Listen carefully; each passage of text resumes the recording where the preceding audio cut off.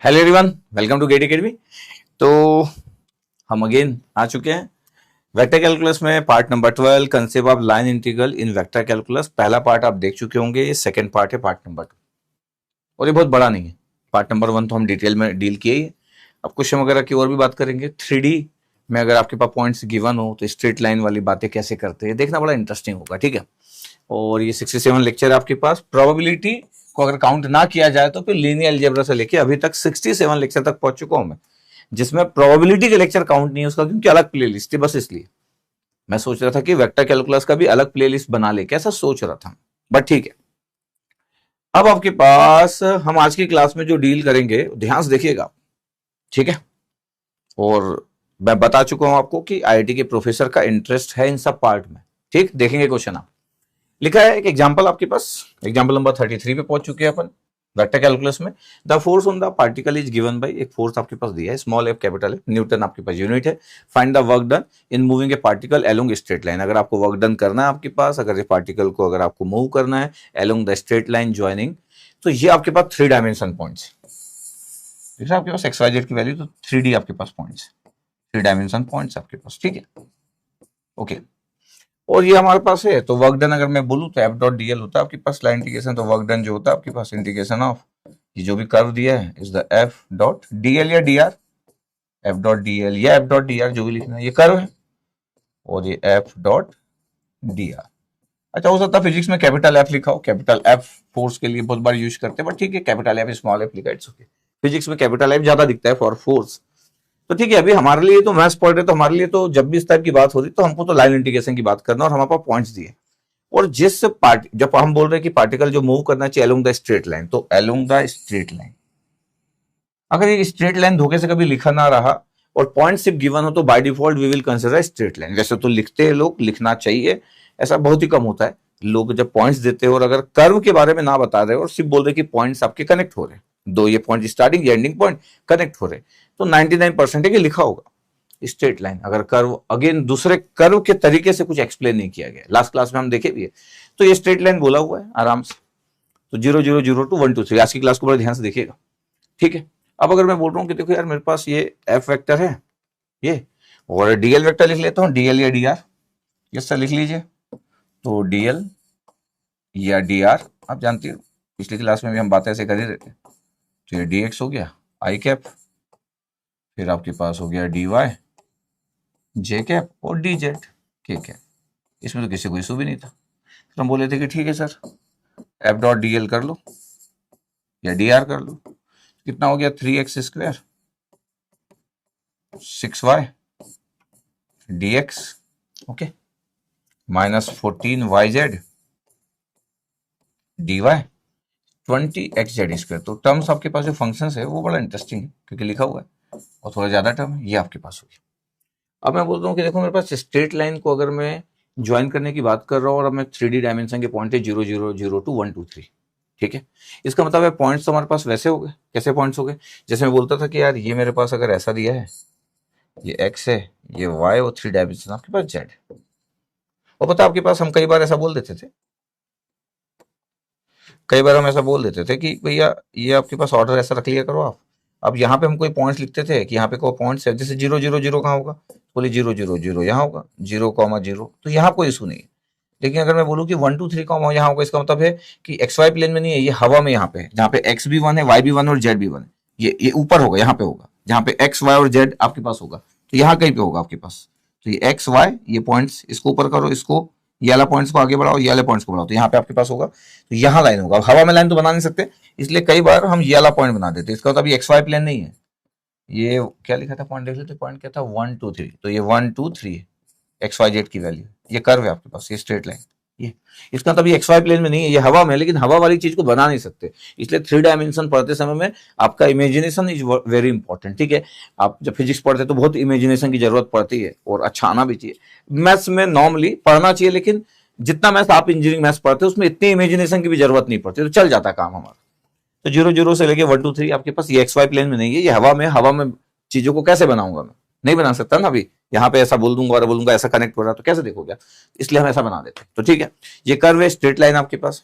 अच्छा, equation of straight line अगर आपको फाइंड आउट करना है तो that is very very important कि यार कैसे लिखते हैं। तो x minus x1 upon x2 minus x1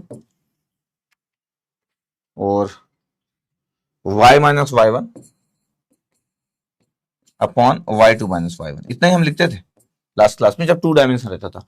अब 3 डायमेंशन है आपके पास, तो z minus z1 upon z2 minus z1, ये आपके पास है, इसको आप लिख सकते हो।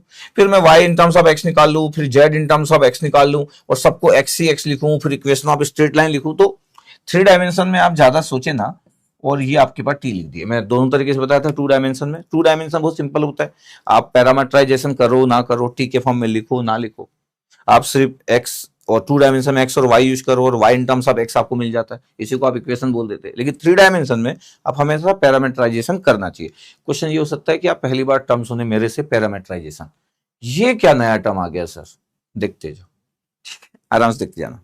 ठीक है, अब मेरे को पॉइंट पता है 0 0 से 0, तो मैं इक्वेशन ऑफ स्ट्रेट लाइन को अगर हैंडल कर रहा हूं तो ठीक है, अपन लिख लेते हैं कि बोले x minus 0 divide by 1 minus 0, फिर y माइनस y1 0 और y2 कितना था 2, तो 2 minus 0, z minus 0 2, z2 minus z1 तो 3 माइनस 0 इक्वल टू कितना है t। ध्यान देखा जाए तो x equal to y by 2 equal to z by 3 equal to t। ध्यान से देखना, अगर 2 डायमेंशन होता तो सिर्फ मैं x और y का रिलेशनशिप निकाल लेता। 3 डायमेंशन है तो फिर x in terms of y है, y in terms of x है, x in terms of z है, z in terms of y है, z in terms of x है, इतनी सारी है, तो मैं लिख लिया t। अब इसके बारे में बात करते हैं, है ना, इसके बारे में थोड़ी सी बातें करेंगे, इंपॉर्टेंट, ठीक है। हाँ, इसलिए मैं 2 डायमेंशन में बिना टी के भी सॉल्व किया था, याद होगा लास्ट क्लास में, और टी के साथ भी सॉल्व किया था, क्योंकि आंसर तो सेम रहेगा। अब देखिएगा, अब 3 डायमेंशन में आपको कैसे सॉल्व करना है ये देखेंगे आपके पास। अब मैं बोलूं कि यार पहले मैं x पे फोकस करता हूं, x इक्वल टू कितना है बोले t, तो dx इक्वल टू कितना होगा dt होगा। मतलब x कहां से कहां वेरी कर रहा था, बोले x ना, x वेरी कर रहा था 0 to 1, तो t कितना वेरी करेगा सर, x और t तो सेम है ना, तो ये भी 0 to 1 वेरी करेगा। बिल्कुल सही पॉइंट, ये पहला पॉइंट कवर हुआ, यस सर। दूसरा पॉइंट देखना, अच्छा 2 बार करने के बाद चीजें आसान हो जाती है। पहली बार जिंदगी में जब भी करोगे थोड़ा सा लगेगा ये क्या हो रहा है, क्योंकि जब भी नई चीजें करते हैं, अगर पहले किए होंगे कभी आप IIT जेई और कुछ कुछ प्रिपरेशन किए होंगे तब किए होंगे तो अलग बात है।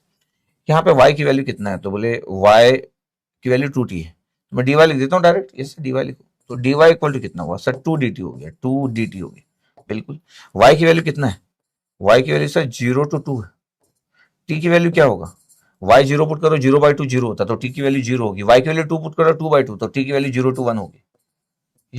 ठीक है भैया, दूसरा भी हो गया आपके पास। अब थर्ड पे जाता हूँ, z by 3 equal to t है, ठीक है, तो dz इक्वल टू कितना हो गया, dz equal to sir 3 dt हो गया। z कहां से कहां वेरी कर रहा था सर, z 0 से 3 वेरी कर रहा था, सर 0 से 3 पुट करो, बताओ t कितना वेरी करेगा, t 0 to 1 वेरी करेगा। पता है ऐसा क्यों करते हैं हम लोग, ऐसा इसलिए करते हैं कि आप ये समझ जाओ कि t का वेरिएशन सेम होता है सब जगह, इसलिए पूरा का पूरा dt ले लेंगे और इंटीग्रेशन का लिमिट 0 to 1 ही होगा, क्योंकि किसी भी केस में जब t की बात होगी, चाहे वो x से t हो, y से t हो, z से t हो, सब t की वैल्यू 0 to 1 है। Yes sir, this is very very important. अच्छा टफ नहीं है, लेकिन फिर भी आपको देखना तो पड़ेगा, अगर आपके लिए नया है तो 2 बार करूंगा मैं, 3 बार करूंगा, आराम से आप चीजों को देख लो। यस सर, ठीक है, अभी सुनते जाओ, बस पूरी बातों को सुनना है, मेरे को पता भी है कि आप क्या सोचते हो, कब क्या सोचते हो, तो ठीक है। अब मैं बोल रहा हूँ कि देखो यार, इतना तो आपके पास आ गया, dx की वैल्यू भी आ गई। अब मेरे पास ये क्या था, एफ डॉट डीएल क्या था, एफ डॉट डीएल पे मैं चला जाता हूँ कि सर एफ डॉट डीएल जो था उसको फिर से लिख देते हैं अपन, यस, एफ डॉट डीएल को फिर से लिख देते हैं यार। एफ डॉट डीएल जो फोर्स था आपके पास और डीएल के साथ जो मल्टीप्लाई होता था, क्या था F dot DL, sir F dot DL था 3x square plus 6y, 3x square plus 6y, और क्या था dx, यस सर, फिर क्या था सर, फिर था सर -14yz, -14yz और dy, ठीक है, ये भी चलेगा। फिर कितना था, अच्छा बार बार पलटना पड़ता है जब डिजिटल बोर्ड में कर रहे हो तो, 20xz square, 20xz square dz, ठीक है। अब मैं बोल रहा हूँ कि यार मेरे को ना पुट करना है, बोला क्या क्या पुट करना है, अभी देख रहे थे अपन x की वैल्यू t, y की वैल्यू 2t और z की वैल्यू 3t, ये सब पॉइंट्स पुट करना और dx जगह पुट करना है। अब देखो अगर मैं यहाँ पुट करना चालू किया कि x की जगह t पुट करूंगा तो 3t स्क्वायर हो जाएगा, और ये 6 है, और y की जगह क्या पुट करूंगा सर y की जगह 2t पुट करोगे, y/2 है तो y की जगह 2t पुट करोगे, तो 2t पुट कर दिया तो 12t होने वाला है। और dx जगह क्या होने वाला है, dt सर, dx जगह dt माइनस 14y है, y की जगह कितना पुट करूंगा 2t, और z की जगह 3z, सॉरी 3t, और dy की जगह क्या पुट करूंगा, dy की जगह देखो लो 2dt है, तो dy की जगह 2dt आ गया, 2 और एक्स्ट्रा आ गया, फिर प्लस 20, x की जगह क्या पुट करूंगा, t पुट करूंगा, जेड स्क्वायर की जगह क्या पुट करूंगा, जेड इक्वल टू कितना था 3t था, तो 9t स्क्वायर हो गया यार, ठीक है।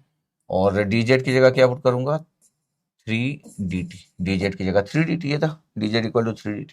अब देखो ध्यान से एफ डॉट डी एल का रिजल्ट कितना आ रहा है, ये 3t स्क्वायर आ रहा है, आराम से लिख लेते हैं 3t स्क्वायर प्लस 12t, ये 12t आ गया, और ये कितना हो गया dt हो गया यार, ठीक है, माइनस ये कितना हो रहा है, ये 14, तो ये कितना हो गया 14yz था, y की जगह 2t था, और ये 3t था, तो 6 12, तो 14 और 12 तो कितना हो गया 140 और 28, 140 और 28, तो मतलब 160, 168 आ रहा है, 168, और ये टी मल्टीप्लाई होता टी स्क्वायर, 168 टी स्क्वायर आ गया, ये डी टी।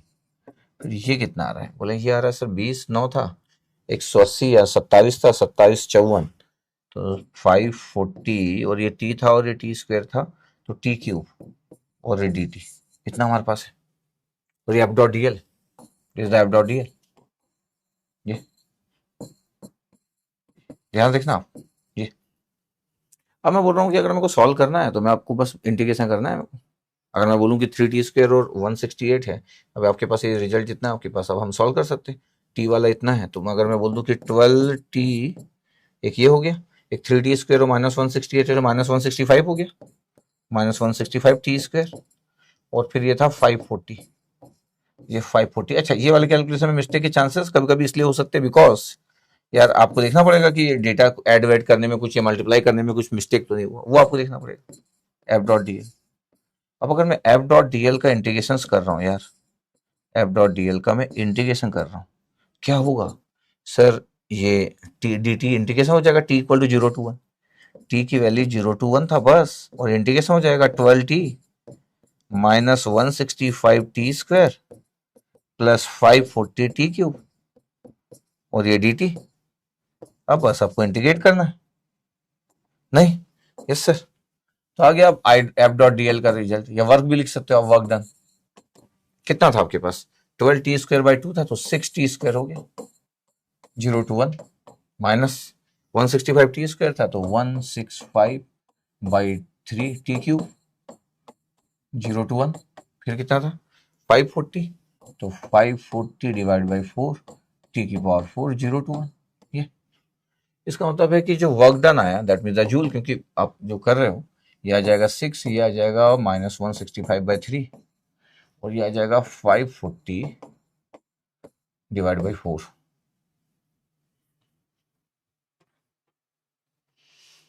इतना आपके पास आ रहा है, अगर मैं सबको अगर मैं देखूं कि W की वैल्यू कितना आ रहा हो, कैलकुलेटर की हेल्प ले लूं या फिर एलसीएम ले लूं, तो 540 आपके पास है, एक गया 4 दिन 4 12 2 0, तो ये तो आपके पास आ रहा है 6 माइनस 165/3। तो अगर मैं बोलूँ कि कितना कितना रिजल्ट हुआ, तो अगर मैं बोलूँ तो मैं पूरा ऐड भी कर सकता हूँ कि कितना कितना रिजल्ट हो रहा है।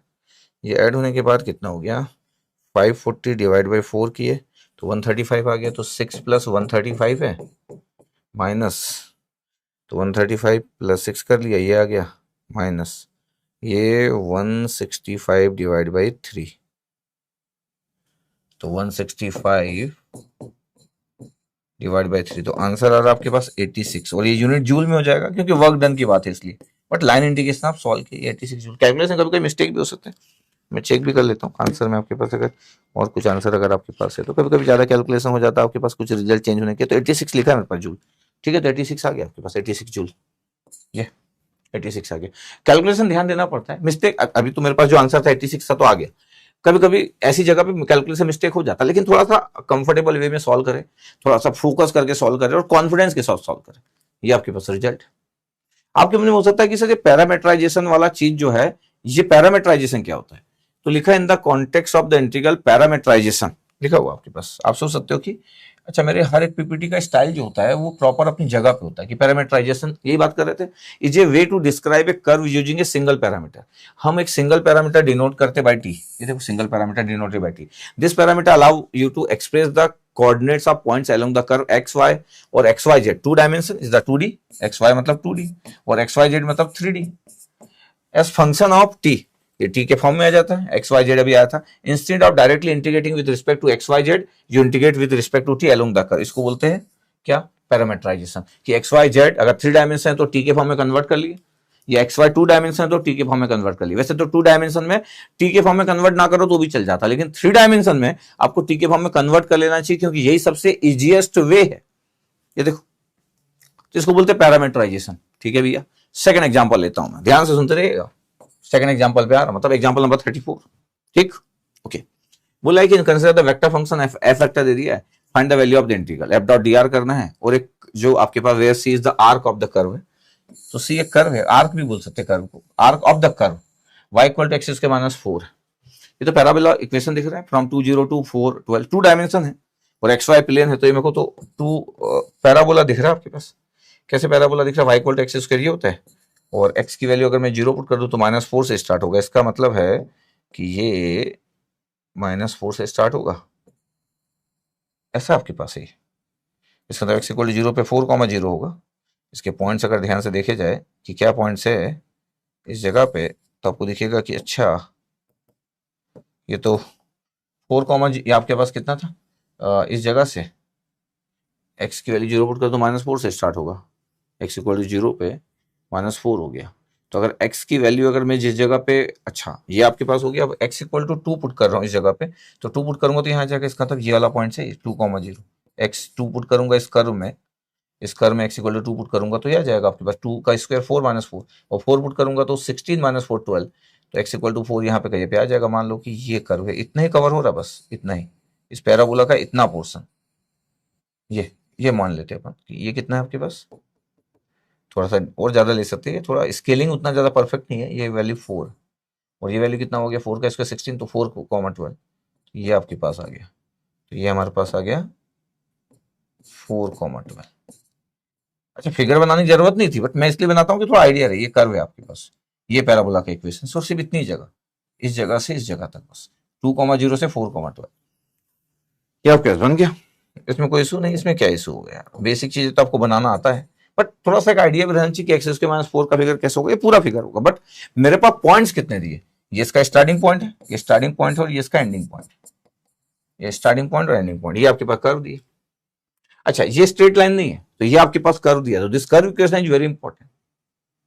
ध्यान से देखना है कि कर्व क्या दिया और क्या नहीं दिया। अच्छा, जब स्ट्रेट लाइन होता है तो किसी को कर्व देने की जरूरत नहीं रहती, उनको लगता है कि खुद कर लो यार आप। लेकिन जब ये सब रहता है तो फिर वो आपको हमेशा कर्व भी देते हैं, जिसे दिया y इक्वल टू एक्स के -4। ठीक है, अब ये एफ वेक्टर है। अब आपके पास बोल कि लाइन इंटीग्रेशन फाइंड आउट करना है, डीएल। इस बार क्या लिखा है, एफ डॉट डी आर लिखा, तो डी आर लिख लेते हैं अपन, डीएल और डी आर तो एक ही होता है, तो डी आर लिख लेते हैं। क्या होता है भैया, डी एक्स आई cap, yes sir, D Y जे कैप। आगे नहीं बढ़ू, यस सर मत बढ़ो सर, क्योंकि डी जेड के कैप अगर होगा भी तो भी कोई यूज नहीं है, बिकॉज आगे तो है नहीं हमारे पास। तो एफ डॉट डी आर क्या हो गया, एफ डॉट डी आर क्या हो गया, बोले पहले वाले को मल्टीप्लाई कर लो तो एक्स वाई डी एक्स हो गया। ठीक है, ये भी सही है, और x square plus Y square, x square plus Y square D y, खत्म हो गया। डी जेड वाला पार्ट ही नहीं है, ये आ गया, इतना आ गया। अब मेरे को पता है कि जब मेरे को कोई बोलता है कि मेरे को ये सॉल्व करना है, क्या सॉल्व करना है, ये एफ डॉट डी आर, ये लाइन इंटीग्रेशन, ये सॉल्व करना है, यस। अब मैं बोल रहा हूँ कि मेरे पास अब ये पॉइंट्स थे आपके पास 2 0 से 4 0, और ये कर्व भी था। तो अब एक्स वाई अगर मेरे पास कर्व है, तो अगर मैं बोलूँ कि ये डी एक्स है, तो यहाँ पे इंपॉर्टेंट क्या हो गया, अगर मैं इंटीग्रेशन कर रहा हूँ तो एक्स वाई डी एक्स में इंपॉर्टेंट क्या हो गया, क्योंकि मेरे पास तो एक्स वेरी करना चाहिए, और एक्स की वैल्यू कहाँ से कहाँ वेरी कर रहा है, 2 से 4, तो एक्स 2 से 4 कर रहा है, तो इस पूरी जगह में मैक्स में इंटीग्रेट कर सकता हूँ। बट प्रॉब्लम क्या है, वाई की, इस वाई को क्या पुट करूंगा, ये सही बोले आप, वाई को क्या पुट करूंगा, वाई को पुट करेंगे एक्स स्क्वायर -4, तो वाई की वैल्यू एक्स स्क्वायर -4 यहाँ पुट करूंगा, हो गया मेरा काम। और दूसरा क्या था, दूसरा जाते हैं सर, क्या था दूसरा सर, अब y है तो y की वैल्यू कहां से कहां जा रहा है, कर्व में क्या है, y की वैल्यू 0 से 12 है, y की वैल्यू जो है वो 0 से 12 है, तो 0 से 12 है y की वैल्यू।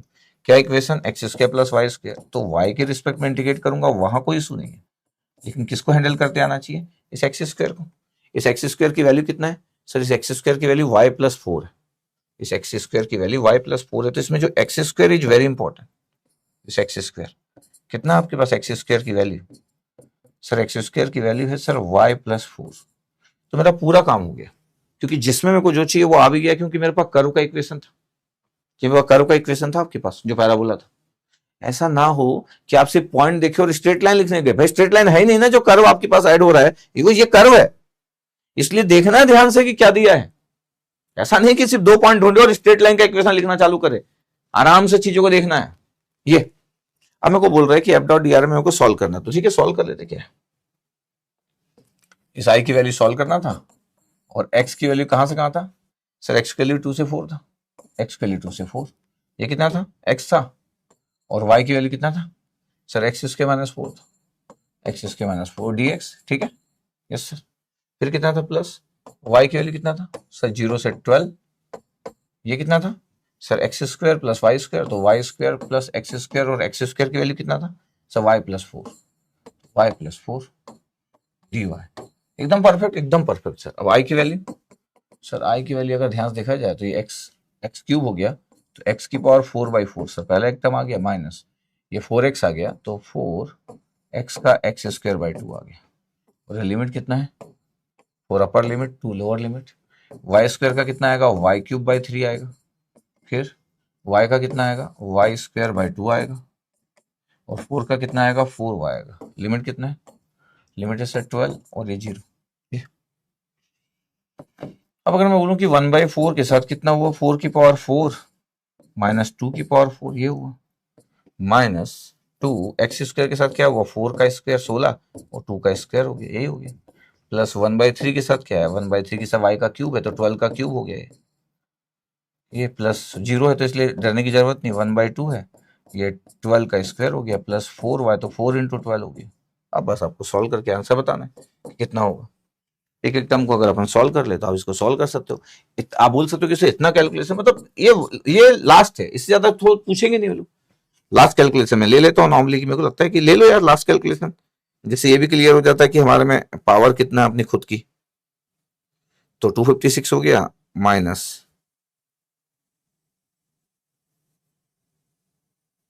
240 हो गया, 240/4 है ये, माइनस ये 16 था, 16 में से ये 4 गया तो 12, तो 2 × 12 तो कितना हो गया? 24। चेक कर लो, ये 16 में से 4 गया तो 12 बचा, 12 × 2 ये हो गया। फिर ये कितना हो गया? 12 था, 12 12 12 और 4 आ जाएगा क्योंकि 1/3 है, तो 12 × 12 × 4, ठीक है, क्योंकि 3 से कैंसिल आउट हुआ, तो 576 हो गया। Yes sir. फिर ये 12 144 था, तो ये आ गया आपके पास 144 डिवाइड बाई 2, तो ये 172 आ गया, ठीक है।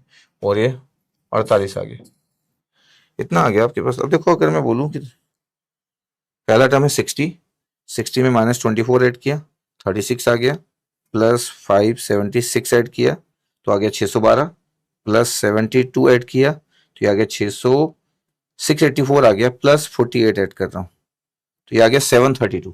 Answer is 732। अगेन आपको लग सकता है कि सर बिग कैलकुलेशन है, बट ठीक है, ऐसे हमको देखना होता है। मेरे पास अगर आंसर चेक कर लूँ कि 732 आंसर आपके पास लिखा है, 732 आंसर लिखा है, सही है एकदम। इसका मतलब हम कॉन्फिडेंस से सॉल्व किया और आंसर भी हमारा आ गया, 732 इज आंसर। ये तो कुछ भी नहीं, आपके पास कर्व दिया था तो बिना सोचे समझे आपको देखना नहीं है, बस आप इतना आपको अगर सॉल्व करना आता है, कॉन्फिडेंस है कि यस आई कैन, तो फिर तो कोई बात ही नहीं बची। अब देखो आपके पास एग्जाम्पल नंबर 35, एग्जाम्पल नंबर 35 में find the value of the integral I है, C Y Z D x है, जेड एक्स प्लस 1 dy है, plus X Y D Z है, where C is any path passing from 1 0 0। अब देखो आपके पास ये any path है और पास हो रहा है 1 0 0 से 2 1 4। क्या स्ट्रेट लाइन बोला? नहीं बोला सर, नहीं बोला। और क्या कोई कर्व दिया? नहीं दिया है। तो बाय डिफॉल्ट ये क्या होगा पता है? Straight line. इसका मतलब क्या हुआ पता है आपके पास? अगर मैं बोलूं कि अगले पेज में अगर गिवन लिखा है, या तो यही से चालू कर दूंगा, गिवन लिखा है, बट फिर भी अगर मैं बोल दूं कि इक्वेशन ऑफ स्ट्रेट लाइन अगर मैं बोल दूं, तो सर ये स्ट्रेट लाइन कैसे यूज कर रहे हैं? स्ट्रेट लाइन तो लिखा नहीं है, तो मैं बोल रहा हूँ कि फिर क्या लिखा है? सर कुछ नहीं लिखा, तो फिर क्या करोगे? सर कुछ नहीं करेंगे, तो कुछ नहीं करोगे तो by default is straight line. GATE के पेपर में लिखा रहता है, 99% केसेस में लिखा रहेगा, लेकिन कभी ऐसा हो गया लाइफ में, यही क्वेश्चन आ गया गेट में, अब आप सोचोगे स्ट्रेट लाइन तो लिखा नहीं है, कोई कर्व भी तो नहीं दिया, where C is any path passing from this, ये 2 पॉइंट से पास हो रहा है। अच्छा, ये 2 पॉइंट कुछ भी हो सकते हैं, मतलब ऐसा नहीं कि स्ट्रेट लाइन होंगे, लेकिन ये 2 पॉइंट कुछ भी हो सकते हैं। ऐसा स्ट्रेट लाइन हो सकता है, ये स्ट्रेट लाइन हो सकता है, ये ऐसा हो सकता है, कोई पॉइंट, कोई कर्व हो सकता है, कोई कर्व हो सकता है आपके पास ये 2 पॉइंट के बीच में है, ये ऐसा हो सकता है, ये ऐसा हो सकता है, कुछ भी हो सकता है इसमें से। But why we are taking straight line, क्योंकि बाकी दूसरे इक्वेशन को सॉल्व करने का कोई तरीका नहीं है, इसलिए फिर इक्वेशन ऑफ स्ट्रेट लाइन में हम जाते हैं और हम बोल देते हैं कि यार 1 0 0 में था तो x माइनस x1 है और y2 कितना है 2 है, x1 कितना है 1 है तो 2 माइनस 1 हो गया। फिर आपके पास y माइनस y1 है, y1 0 है और y2 कितना था 1 है, 1 माइनस 0। z माइनस z1 वो भी 0 है, z2 कितना था 4 था, 4 माइनस 0 इक्वल टू कितना हो गया t आ गया। ये इतना आपको दिख रहा है। इसका मतलब अगर मैं बोलूं कि इक्वेशंस क्या आ गया, तो मैं आपके लिए लिख भी सकता हूँ कि इक्वेशंस क्या आ गया। इक्वेशंस आ गया x माइनस 1/1, ऐसे आ रहा है, x माइनस 1/1, ये सिर्फ x माइनस 1 और y और z/4, z/4 equal to t आ रहा है। ये पैरामीटराइजेशन कर लिया अपन, ये मान लिया एज्यूमिंग, क्या एज्यूमिंग स्ट्रेट लाइन, तो ये x minus 1 equal to y equal to z/4 equal to t। ध्यान देना, पहला point x minus 1 equal to y, x minus 1 equal to t, t लिख रहा हूं, ठीक है। तो dx इक्वल टू कितना हो गया dt। x कहां से कहां वेरी कर रहा था सर, x की वैल्यू वेरी कर रही थी सर, x2 कितना था 1 to 2 सर, 1 to 2, तो t की वैल्यू कितना वेरी करेगा, 1 पुट करो इसमें तो 1 माइनस 1 0 और 2 पुट करो तो 2 माइनस 1 1, तो t की वैल्यू 0 से 1। ये अब देखो ध्यान से sir, y equal to t, अगर y इक्वल टू t है तो dy dt होगा। पता y कितना वेरी कर रहा था सर, y 0 to 1 था, तो y और t सेम है तो t भी 0 to 1 होगा। एक बात तो आपको क्लियर हो रही है कि पैरामीटराइजेशन जब करते तो t का रेंज अलग अलग नहीं आ सकता। अगर t का रेंज अलग अलग आ गया तब क्या करेंगे सर, तब आप गलत क्यों होंगे और आपको आता भी नहीं होगा ये चीज, नहीं तो नहीं आता कभी भी। अगर आपका अलग अलग आ गया इसका मतलब पता है कि आपको नहीं आता है करके। जेड कहां से कहां वेरी कर रहा था, अच्छा जेड की वैल्यू आपके पास, जेड की वैल्यू जब हम पुट कर रहे थे आपके पास तो 0 से लेके हमारे पास था जेड की वैल्यू 0 से लेके 4, तो 0 to 4 था, तो टी की वैल्यू कितना है, 0 पुट करो तो 0 आ जाएगा, 4 पुट करो तो 1 आ जाएगा। क्या कॉमन पॉइंट है, ये पॉइंट कभी चेंज हो सकता है कि नहीं सर, जितने भी आप क्वेश्चन लेते हैं 0 से 1 आ जाता है टी, और सब में आएगा, ऐसा नहीं होगा कि किसी में और कुछ आ रहा है किसी में कुछ और आ रहा है। ये टी 0 से 1 आ गया आपके पास और सबकी वैल्यू है, आपको पता है कि एक्स क्या है, आपको पता है कि वाई क्या है, आपको पता है कि जेड क्या है, सभी टी के फॉर्म में आ गया। Yes sir, okay.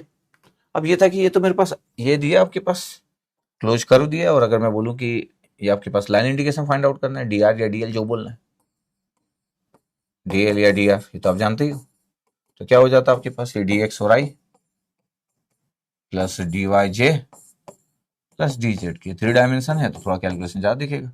ये आपके पास आ गया, ये एफ वेक्टर मान लो तो एफ डॉट डीएल ये आ गया, एफ डॉट डीएल या डीआर क्या आ गया वाई जेड। अच्छा ये पूरा ही लिखा था, अच्छा इसमें इसको लिखने की जरूरत नहीं है, पूरा ऑलरेडी अंदर पूरा लिखा हुआ है तो इसको लिखने की जरूरत नहीं है, सॉरी।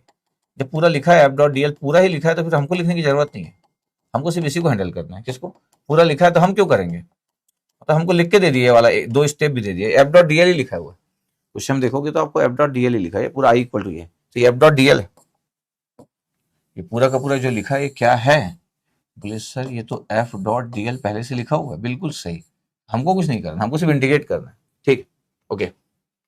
अब मैं बोल रहा हूँ कि यार यहाँ पे ध्यान से देखना, क्या कि मेरे पास यहाँ पे x की वैल्यू क्या है, तो बोले x minus 1 equal to t है ये, और y इक्वल टू क्या है, तो बोले y इक्वल टू भी टी है, और अभी निकाले थे अपन, और z/4 था, जैसे z/4 equal to t, z/4 equal to t था। अब मेरे को अगर ये सॉल्व करना है तो मेरे पास क्या होगा, dx वैल्यू तो dt था, अब मेरे को सॉल्व करना है i की वैल्यू, अब i की वैल्यू सॉल्व करना है इंटीग्रेशन के अंदर, तो t की वैल्यू 0 से 1 लिख सकता हूँ अगर मैं पूरा dt कर रहा हूँ, तो y z क्या हो गया, y की वैल्यू t होगी और z की वैल्यू कितना हो गया 4t, तो ये हो गया 4t स्क्वायर, और dx की वैल्यू कितना था dt, ये dt आ गया पहला।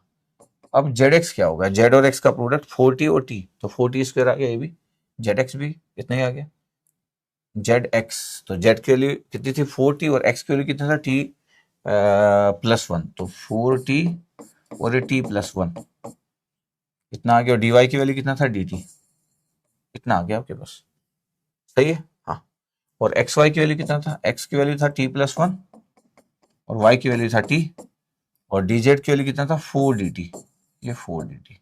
अब ध्यान से देखते हैं अपन इंटीग्रेशन की बात। बोले सर ये फोर टी स्क्वायर है, ये भी फोर टी स्क्वायर है, तो टी की वैल्यू 0 to 1 है। एक एक टर्म लिखना चालू करते हैं, फोर टी स्क्वायर पहला, दूसरा फोर टी स्क्वायर, तीसरा फोर टी, चौथा सर फोर टी इधर है और ये टी है तो फोर टी स्क्वायर सर, बिल्कुल सही। फिर सर ये फोर टी और ये डी टी। ये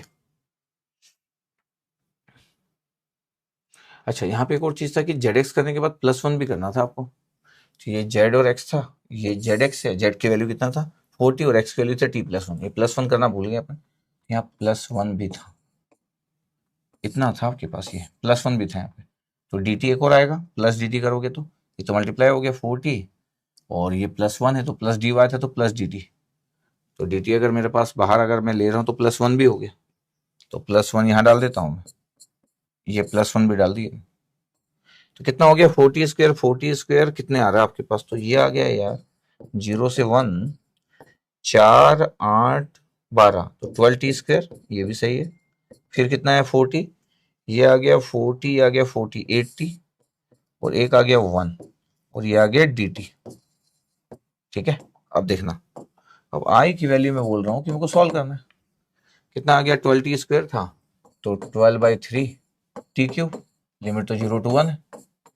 फिर 8 टी स्क्वायर, तो टी स्क्वायर बाई 2 तो 8/2 टी स्क्वायर 0 to 1, ये, और 1 तो टी, और 0 to 1, कितना, ये कितना हो गया, ये 4 आ गया, 0 to 1 पुट किया तो इतने ही आ गया, 8/2 पुट किया तो ये भी 4 आ गया, और ये कितना आ गया, 1 आ गया।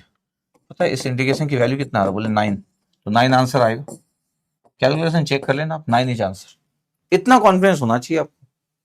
तो पैरामीटराइजेशन में आपको ऐसे कन्वर्ट करते आना चाहिए, तो हो जाएगा आपका काम, हो गया फिर हमारा काम। देखो ध्यान से, यस सर, इतना दिखा बस।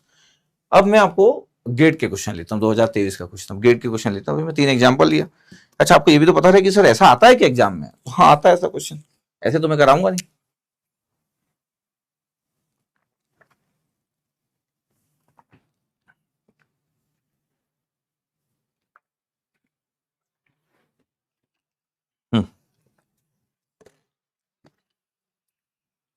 अब क्या है, 2023 के क्वेश्चन ले रहा हूं मैं, आईआईटी कानपुर 2023, और ये क्वेश्चन नंबर 118, किसका, वेक्टर कैलकुलस का। The value of the line integral, इसका टेम्परेचर कितना है अभी, हाँ उसको 22 कर दे। The value of the line integral P to Q Z square D x plus 3y square D Y 2x D Z. इसका मतलब है इसके अंदर सब कुछ लिखा हुआ है, इसका मतलब है इसका मतलब है कि इसके अंदर सब कुछ लिखा हुआ है। ये जो दिख रहा होगा अलोंग द स्ट्रेट लाइन, जैसे ही मैं स्ट्रेट लाइन देखा तो लगा अच्छा सही है सही है सही है, पॉइंट दे दिया था, एक पॉइंट दे दिया 1 1 पी का पॉइंट, और क्यू का पॉइंट 2 3 1, और स्ट्रेट लाइन है। अब स्ट्रेट लाइन है तो भैया स्ट्रेट लाइन तो स्ट्रेट लाइन हो गया, ऐसा स्ट्रेट लाइन हो गया, ये पी क्यू, ये पी पॉइंट्स हो गया, ये क्यू पॉइंट्स हो गया, स्ट्रेट लाइन, ये आपके पास स्ट्रेट लाइन, दोनों लाइन को ज्वाइन कर रहे हैं आपके पास, तो हम कर लेंगे। ठीक है, तो मेरे को दिख गया कि सर ये क्या दिया है, ये लाइन इंटीग्रेशन पहले से करके दे दिया एफ डॉट डी एल, तो हमको करना नहीं पड़ा, इतना हमारा काम बच गया। अब मेरे पास पॉइंट्स क्या है, मेरे पास पॉइंट्स ये है कि मैं बोलूं कि यार मैं x माइनस एक्स वन अपन, ये आपके लिए बार बार लिखता हूं मैं इसके बिना भी कर सकता हूँ और थोड़ा फास्ट कर सकता हूँ, तो मेरा टाइम बच जाएगा, लेकिन मैं टाइम नहीं बचाता हूँ क्योंकि पढ़ाते समय आपको टाइम नहीं बचाना है। आपको तो स्टूडेंट को सिखाना है कि यार बनेगा सब कुछ। अभी मैं क्या टाइम बचाऊंगा, एग्जाम थोड़ी दे रहे हैं, अभी आप भी दे रहे हो और मैं भी आपको सिर्फ बता रहा हूँ। 1 1 2 था आपके पास पॉइंट्स, पी वाला जो पॉइंट था 1 1 2 था, और क्यू वाला पॉइंट था 2 3 1, ऐसा था। तो x1 आपके पास 1 हो गया, तो x माइनस x1 तो 1, और x2 2 है, तो x माइनस 1, और ये 2 माइनस 1, और y माइनस y1 कितना है, बोले 1 है, और वो 3 है, तो 1 है, और ये 3 माइनस 1 है। z माइनस z1 कितना है, z माइनस ये 2 है और वो 1 है, तो 2 है, और z2 1 है, और ये dt। ध्यान से देखा जाए तो ये आ गया x माइनस 1, ये आ गया y माइनस 1 डिवाइड बाई 2, और ये आ गया z minus 2 divide by -1 equal to t, इतना आ रहा है। अगर मैं इसको आराम से राइट साइड ले जाऊं और मैं बोलूं कि यार ये हो क्या रहा है, तो पहला पॉइंट आ रहा है x minus one equal to t. तो बताओ dx इक्वल टू कितना आ गया, बोले dt। x की वैल्यू कहां से कहां वेरी कर रहा था, तो बोले x वेरी कर रहा था आपके पास 1 से 2, तो x 1 से 2 वेरी कर रहा था। चलो अब 1 से 2 पुट कर दो जरा, 1 पुट करो 1 माइनस 1 जीरो, 2 पुट करो 2 माइनस 1 1, तो 1 0 से 1 आ गया। दूसरा पॉइंट था y minus one by two, y minus one divide by two equal to t, तो dy इक्वल टू कितना आ गया, 2 dt आ गया। सही है। y की वैल्यू कहां से कहां वेरी कर रहा था, y की वैल्यू 1 टू 3 वेरी कर रहा था, 1 से 3, यस। अब मैं अगर बोलूंगा t कितना वेरी कर रहा है, 1 पुट करो इसमें, तो 1 माइनस 1 जीरो, और 3 पुट करो 3 माइनस 1 2, 2 डिवाइड बाई 2 1, तो 0 टू 1, तो ये आएगा ही 0 टू 1 आ ही रहा है, ये 0 टू 1, ये 0 टू 1। वैसे अगर मैं z भी लिखूं तो भी आ जाएगा, लिख देते हैं अपन, कोई बात नहीं है।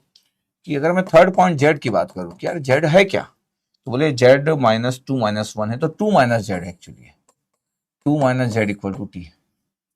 तो ये dz इक्वल टू कितना आ रहा है, dz equal to minus d t. Okay, और z कहां से कहां वेरी कर रहा था, z वेरी कर रहा था 2 से 1, तो 2 टू 1 z वेरी कर रहा था। बताओ t कितना आएगा, 2 पुट करो जरा, तो 2 माइनस 2 जीरो, 1 पुट करो 2 माइनस 1 1, तो 0 टू 1। ये क्लियर है कि अपना t 0 से 1 है, always t 0 to 1, always t 0। GATE का क्वेश्चन। अब मैं बोल रहा हूँ कि मेरे को ये सॉल्व करना है यार, जेड स्क्वायर की वैल्यू पुट करना है, जेड की वैल्यू ये दिख रहा है आपके पास, अब मेरे को वैल्यू वैल्यू मेरे को करना है। अब आई इंटीग्रेशंस की वैल्यू में अगर मैं बोलूँ कि मेरे को करना है, ठीक है, अब मैं बोलूँ कि ये जेड स्क्वायर, और क्या कहता सर, ये तो जेड स्क्वायर डी एक्स है plus 3y square D y है, कुछ भी डरने की जरूरत नहीं है। Z square D x plus 3y square D y, ऐसा 2xz dz, 2xz dz। अब मेरे को बस t के फॉर्म में लिखना, लिख देंगे प्यार से 0 टू 1 लिख दो। तो ये सबसे अच्छी बात है कि 0 टू 1 इंटीग्रेशन में फास्ट हो जाता है। z की वैल्यू क्या है, z की वैल्यू है 2 माइनस टी, z की वैल्यू है 2 माइनस टी, सोच के देखो। यस सर, माइनस जेड उधर गया, जेड गया, टी इधर गया, 2 माइनस टी, तो 2 माइनस टी का स्क्वायर।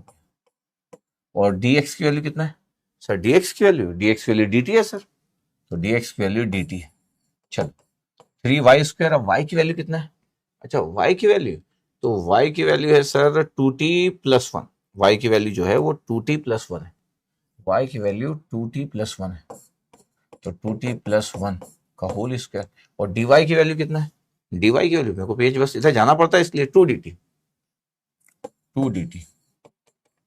ये 2xz, z तो 2 माइनस टी था, और x की वैल्यू कितना है, तो बोले x की वैल्यू जो है वो 1 प्लस टी है। तो कैलकुलेशन आपको दिख सकता है कि सर इतना कैलकुलेशन। और z की वैल्यू कितना है, तो z की वैल्यू 2 माइनस टी था, ये 2 माइनस टी, और ये dz है, और dz की वैल्यू कितना होगा, तो dz की वैल्यू माइनस डी टी होगा, तो माइनस डी टी। आप माइनस को भी इसके अंदर इंक्लूड कर लेना बस। अब बचता है देखना क्या, कि यार ये है क्या, 2 माइनस टी का स्क्वायर है, तो 4 plus T square minus 4t, ये पूरे 3 टर्म हो गए, है ना, dt बाद में लिखेंगे। फिर कितना हो गया, 3 इंटू 2 6, 2t कितना हो जाएगा 4t square, A square plus B square plus 2ab, तो 4t कितना हो गया, अभी 3 टर्म्स आ गए। ये कितना आ रहा है, -2, 1 प्लस टी और 2 माइनस टी, माइनस का मल्टीप्लाई कर दूं तो t माइनस 2 भी हो सकता है, तो 2 रहने देता हूँ। 1 प्लस टी को मल्टीप्लाई कर रहे हैं अपन, पता है किसके साथ, t माइनस 2 के साथ। क्यों, माइनस को मल्टीप्लाई कर दिया तो माइनस टी प्लस टी हो गया t माइनस 2, और ये पूरा का पूरा dt आ गया, ये पूरा dt आ गया, लास्ट का टर्म बच गया कैलकुलेशन में। अगर मैं सिर्फ इसी को सॉल्व कर लूं, तो इसी को सॉल्व कर लोगे तो 2 के साथ ये क्या आ जाएगा, टी का मल्टीप्लाई टी स्क्वायर, बिल्कुल सही है। टी का मल्टीप्लाई -2 तो -2t, और 1 का मल्टीप्लाई टी तो -t आ जाएगा, ये भी सही है। फिर 1 और -2 तो -2, तो टी स्क्वायर -t -2, यही आ रहा है। देखो जरा यहाँ से, ऐसा फैक्टर है, t प्लस 1 और t -2 के फैक्टर भी है, इतना ही आ रहा है, ये टी स्क्वायर -t -2। तो अगर मैं बोलूँ कि यार लास्ट में अगर मैं बोल ही दूँ कि t की वैल्यू 0 टू 1 है, कितने टी स्क्वायर है आपके पास, तो बोले टी स्क्वायर कितने, 1 24 और 2, तो 24 और 2 26, और 1 27, तो 27 टी स्क्वायर है। अच्छा, कितने टी है, तो -16, ये -16 टी आ गया, ये -16 टी, यहाँ कितना आ रहा है 24 टी, ये, और यहाँ कितना टी आ रहा है -2 टी, तो -18 आ गया, और ये 6 और ऐड हो गया तो +60, तो +60 आ रहा है भाई साहब। अब कांस्टेंट टर्म कितना आ रहा है, ये 4, ये 6 10 और ये -4, तो ये आ रहा था +4 और ये आ रहा है -4, कैंसिल आउट, बचा सिर्फ 6, तो 6 इतना बचा है। अब इसमें मिस्टेक होना हो गया तो अलग बात है, इसका मतलब है कि ये टफ नहीं है, लेकिन कैलकुलेशन का केयर करना होगा कि ऐसा ना हो कि मिस्टेक हो जाए एग्जाम के दिन। क्या था भैया 27, 27/3 t³ लिमिट 0 to 1 पुट करने में 1 ही होता है, तो ये भी अपने को पता चल गया। 6/2 क्योंकि t² करोगे वो भी आंसर 0 to 1 में 1 ही होता है। लास्ट कितना है 6, 6 और dt का t और 0 to 1, तो कितना आंसर है, ये आ गया 9, हाँ ये आ गया 3 और ये आ गया 6। अब देखना पड़ेगा, ये 3 और 6 9, 9 और 9 18 आ रहा है। 18 अगर आपके पास, अगर ये न्यूमेरिकल आंसर टाइप है तब तो आपका मिस्टेक पता नहीं चलेगा, और अगर ऑब्जेक्टिव क्वेश्चन है तो आप देखोगे 18 आपके पास दिखा नहीं, इसका तो कुछ ना कुछ गड़बड़ हो गया। 20 29 और 24 है, देखना पड़ेगा कि कहाँ पे हुआ होगा। 6 3 9 18 हो गया, 3 और ये 6 था। फिर से एक बार देखते हैं कि यार ये 27 था, 6 चौक 24, 24 और 2 26, 26 और 1 27, 27 ही आ रहा था तो नहीं, 27t² ही आ रहा था यहाँ तो, अगर यहाँ गड़बड़ नहीं है तो a² + b² - 2ab, ठीक है यहाँ तक भी ठीक था। यहाँ पे 3y² 2t + 1 था, तो a का स्क्वायर b का स्क्वायर और 2ab 4t भी ठीक था, तो 24 ये हो गया, ठीक है। और ये था, ये कहीं गड़बड़ तो नहीं किया ना अपन, नहीं सर गड़बड़ नहीं किया सर। t² - 2t माइनस और ये t तो -t और ये -2, ये सही है, ये सही है सर, ठीक है। तो अगर ये सही है तो 2t² और 24, 24 और 2 26, 26 से 27, ठीक है 60। अब t देखा जाए तो कितना है, ये है माइनस, अगर t देखा जाए तो कितना है, ये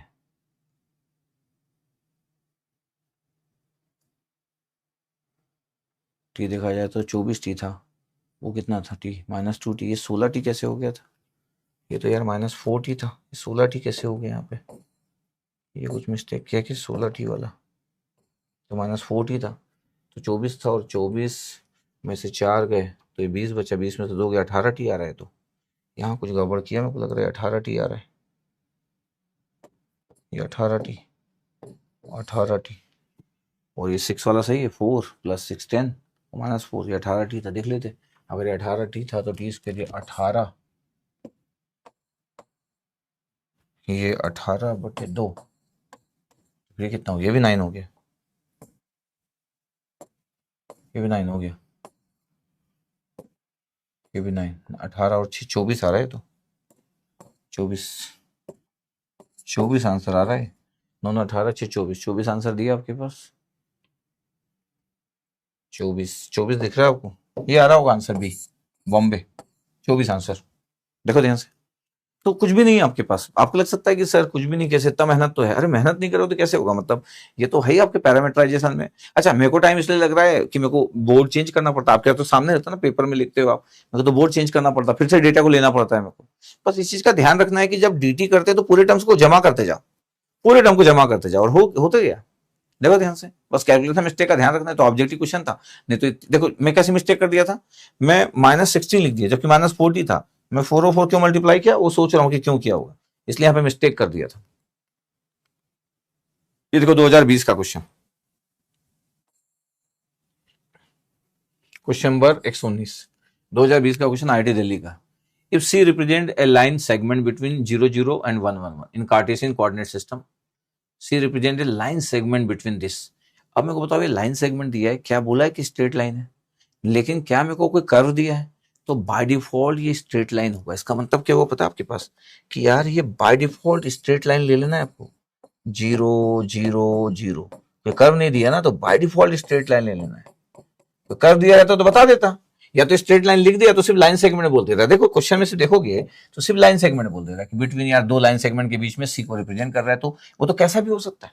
मैं इसलिए बोल रहा हूँ कि देखो अगर मैं सच्चाई की बात करूं तो ऐसा भी हो सकता है, ऐसा भी हो सकता है 0 0 0 से 1 1 1, तो स्ट्रेट लाइन लिखना चाहिए, अगर मैं पेपर बनाता तो मैं स्ट्रेट लाइन लिख के दे देता। अच्छा कोई नहीं लिखा तो भी बाय डिफॉल्ट स्ट्रेट लाइन। इस स्ट्रेट लाइन में सबसे ज्यादा फायदा क्या है, जब 0 0 से होता है, x minus zero by 1 minus zero. फिर y में भी ऐसे ही, y minus zero by 1 minus zero. z में भी z minus zero by 1 minus zero. अच्छा जब पैरामीटराइजेशन करते हैं तो फिर क्या होता है, x equal to y equal to z equal to t. तो dx equal to d y equal to d z equal to d t. इससे आसान कुछ नहीं हो सकता। तो इसका मतलब 3D का सबसे सिंपल जो पॉइंट है, तो 3D सबसे सिंपल पॉइंट दिस वन, ये सबसे सिंपल पॉइंट है। इसका मतलब ये हुआ कि आपको करना क्या है, आपका क्वेश्चन सॉल्व कैसे सॉल्व सर होगा, जल्दी सॉल्व होगा कैसे, आई की वैल्यू, टी की वैल्यू 0 to 1 ही होगा, क्योंकि एक्स वाई जेड तीनों में 0 to 1 और सब, y मतलब t, एक्स जेड मतलब t, dx मतलब dt, x plus Z t, z मतलब t, dy मतलब dt, x प्लस y मतलब t, और ये है t और ये है dt। तो 2t 2t 2t कितना हो गया 60, और t की वैल्यू 0 to 1 है, और ये है 60 क्योंकि ये 2t ये 2t ये 60 60 dt 6/2 और integration t square limit 0 to 1 और आंसर 3.03 आ गया भी आई का answer.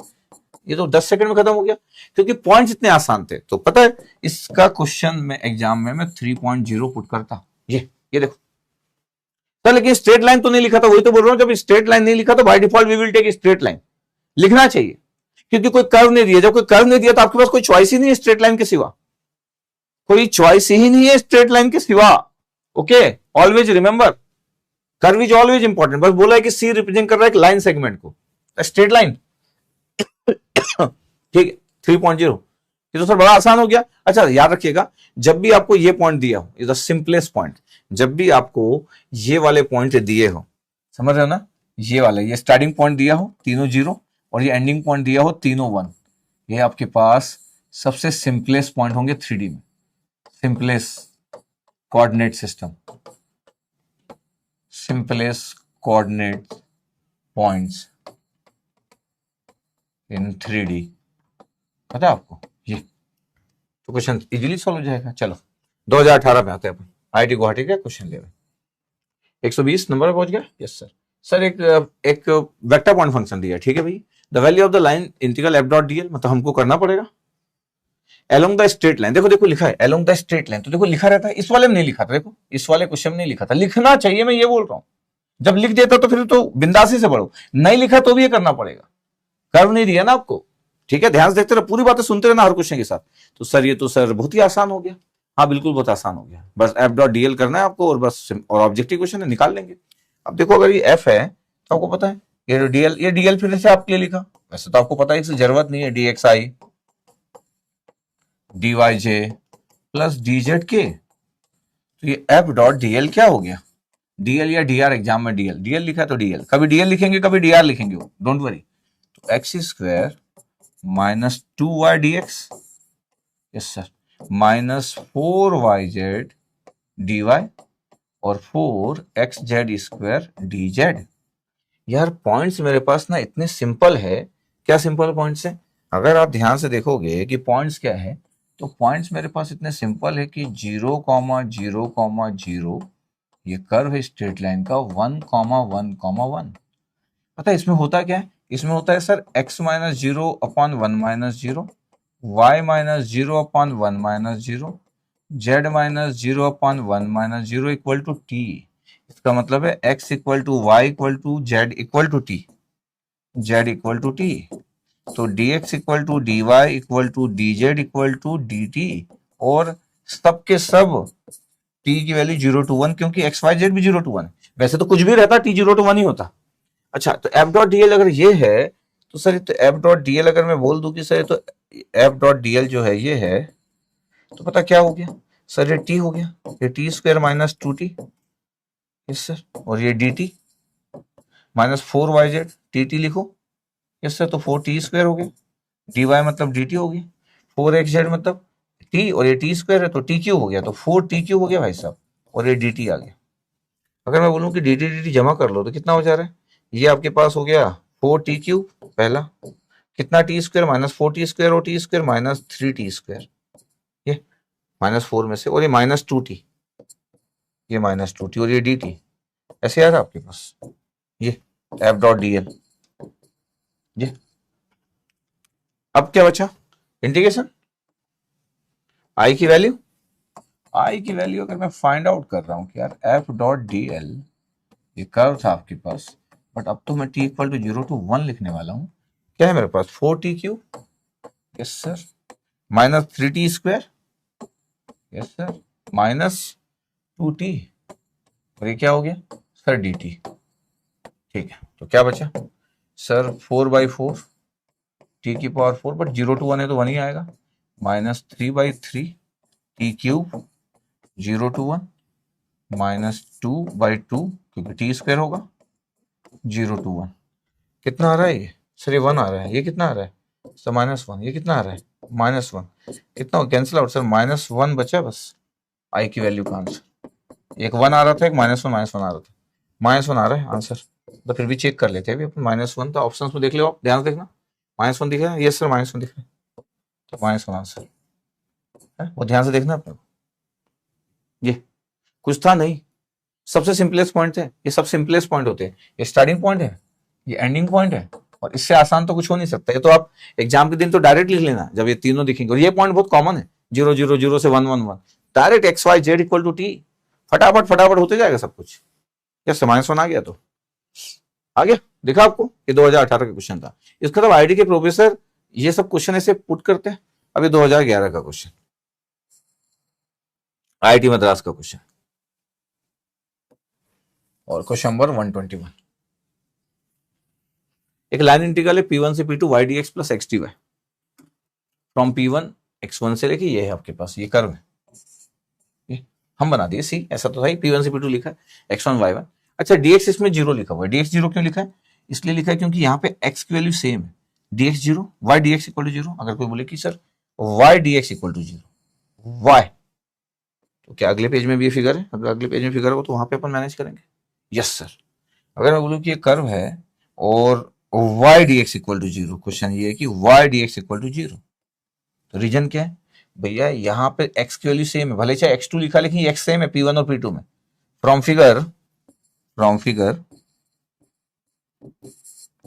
x1 equal to x2 है, x1 ही x2 है, तो dx तो 0 होगा, चेंज है ही नहीं ना x में, y में चेंज हो रहा है। देखो यहाँ y अलग है, यहाँ पे जो है y आपके पास अलग है, x तो सेम है, y आपके पास इस जगह पे y की वैल्यू जो है वो y1 है, यहाँ पे y की वैल्यू y2 है, इसलिए यहाँ पे x की वैल्यू आपके पास जो है वो एक ही x था, लेकिन x1 और x2 लिखा हुआ, तो ये अलग अलग x नहीं है, इस जगह पे x की वैल्यू तो एक ही होगी ना, तो x1 इक्वल टू x2, तो dx आपके पास 0, इसलिए dx 0।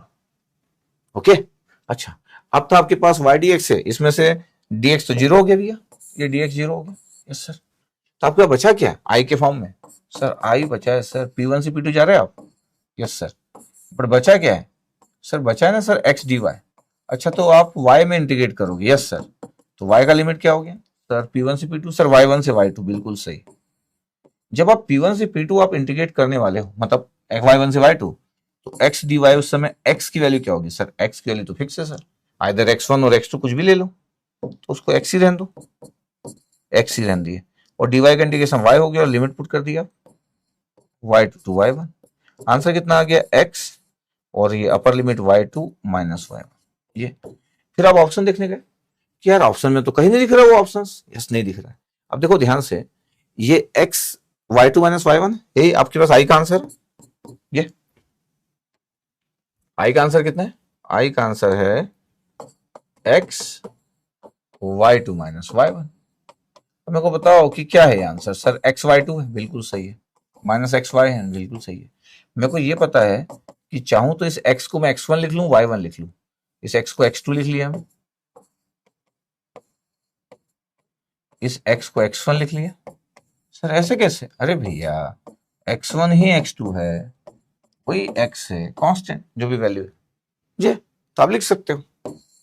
ये तो कभी कभी इतनी छोटी सी बातें बड़ी हो जाती है। अब देखो आपके पास आंसर, अब आपका ए आंसर सेटिस्फाइड कर रहे हैं, तो ऐसा कभी कभी हो जाता है कि आपको थोड़ा सा आपका खुद का क्रिएटिविटी, थोड़ा सा कॉन्फिडेंस, अब आंसर ए आ गया, तो ए आंसर, कुछ भी नहीं था क्वेश्चन में, कुछ भी नहीं था, लेकिन वो कंफ्यूजन इस बात में हो सकता है किसी को कि सर ये dx 0 कैसे, अरे इस लाइन में तो x की वैल्यू सेम ही होगी ना, वर्टिकल लाइन में, बस ये कर्व घूम रहा है तो y1 y वेरी कर रहा है, x तो फिक्स है, इस जगह से स्टार्टिंग और एंडिंग पॉइंट पे x फिक्स है, स्टार्टिंग और हम स्टार्टिंग और एंडिंग पॉइंट पे इंडिकेट करेंगे, वो तो कर्व हो गया आपके पास, तो स्टार्टिंग और ending point is same x के रिगार्डिंग, इसलिए dx इक्वल टू 0।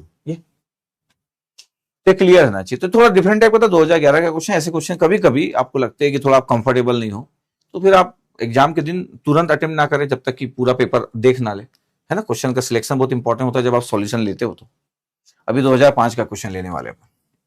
क्या क्वेश्चन? 2005 आईआईटी बॉम्बे का क्वेश्चन। क्या है भैया क्वेश्चन? देखते हैं क्या बोल रहे हैं। The line integral v d r of the vector v of r दिया है, और डी आर आप जानते हो, और ओरिजिन टू पॉइंट 111, ये हमारा फेवरेट पॉइंट हो गया। The favourite and simplest, favourite plus simplest, ये हो गया। क्यों फेवरेट प्लस? ओरिजिन से जब 1 1 जाता, ओरिजिन मतलब क्या हो गया? ओरिजिन मतलब 0 0 0 हो गया। ठीक, तो जब ओरिजिन से आप जब जाते हो तो आपको तो पता ही चल गया। क्या पता चल गया sir? x equal to y equal to z equal to t, और t is varying from 0 to 1 sir, cos x y z सबके सब वही वेरी कर रहा है, 0 to 1 0 to 1 0 to 1। It's very simple, इससे आसान पॉइंट कुछ हो नहीं सकता। बट आपके पास v ऑफ r ये दिया हुआ है, ठीक है, ये v ऑफ r के फॉर्म में लिख दिया गया है, जबकि आपके पास x y z के फॉर्म में। और dr क्या हो? तो dr हम जानते हैं यार, लिखने का स्टाइल बस होना चाहिए। dr हम जानते हैं क्या हो गया, dx i cap, dy j cap, और dz k कैप, ठीक है। तो ये v डॉट dr ऐसा लिखना चाहिए, या v ऑफ r लिखा था तो कोई बात नहीं, इज अ वेक्टर एक्चुअली, और डॉट dr, ये एक ही बात है। क्या करेंगे? 2xyz इज 2xyz dx, फिर x square z dy, yes, plus x square y dz। अगर ध्यान से देखो तो सभी पॉइंट तो मेरे पास यही हो जाएंगे, सभी पॉइंट तो मेरे पास यही हो जाएंगे। क्या t के फॉर्म में 2xyz t करूंगा तो 2t क्यूब हो जाएगा, dx dt, फिर एक्स स्क्वायर जेड करूंगा टी स्क्वायर इंटू टी, तो फिर से टी क्यूब हो जाएगा, और ये डी टी आ जाएगा। एक्स स्क्वायर वाई करूंगा टी का स्क्वायर और टी, तो फिर से टी क्यूब आ जाएगा, और ये डी टी आ जाएगा। ध्यान से देखा जाए तो 2 3 4 4 टी क्यूब है, पता है आपको? तो 4 टी क्यूब डी टी, ये अब अगर बोलूंगा मेरे को तो इसका इंटीग्रेट करना है, ये लिखा था क्वेश्चन में, वी एस को इंटीग्रेट करो, इसका लाइन इंटीग्रेशन चाहिए तो कर देते हैं लाइन इंटीग्रेशन। आई की वैल्यू आपके पास क्या होगा? ये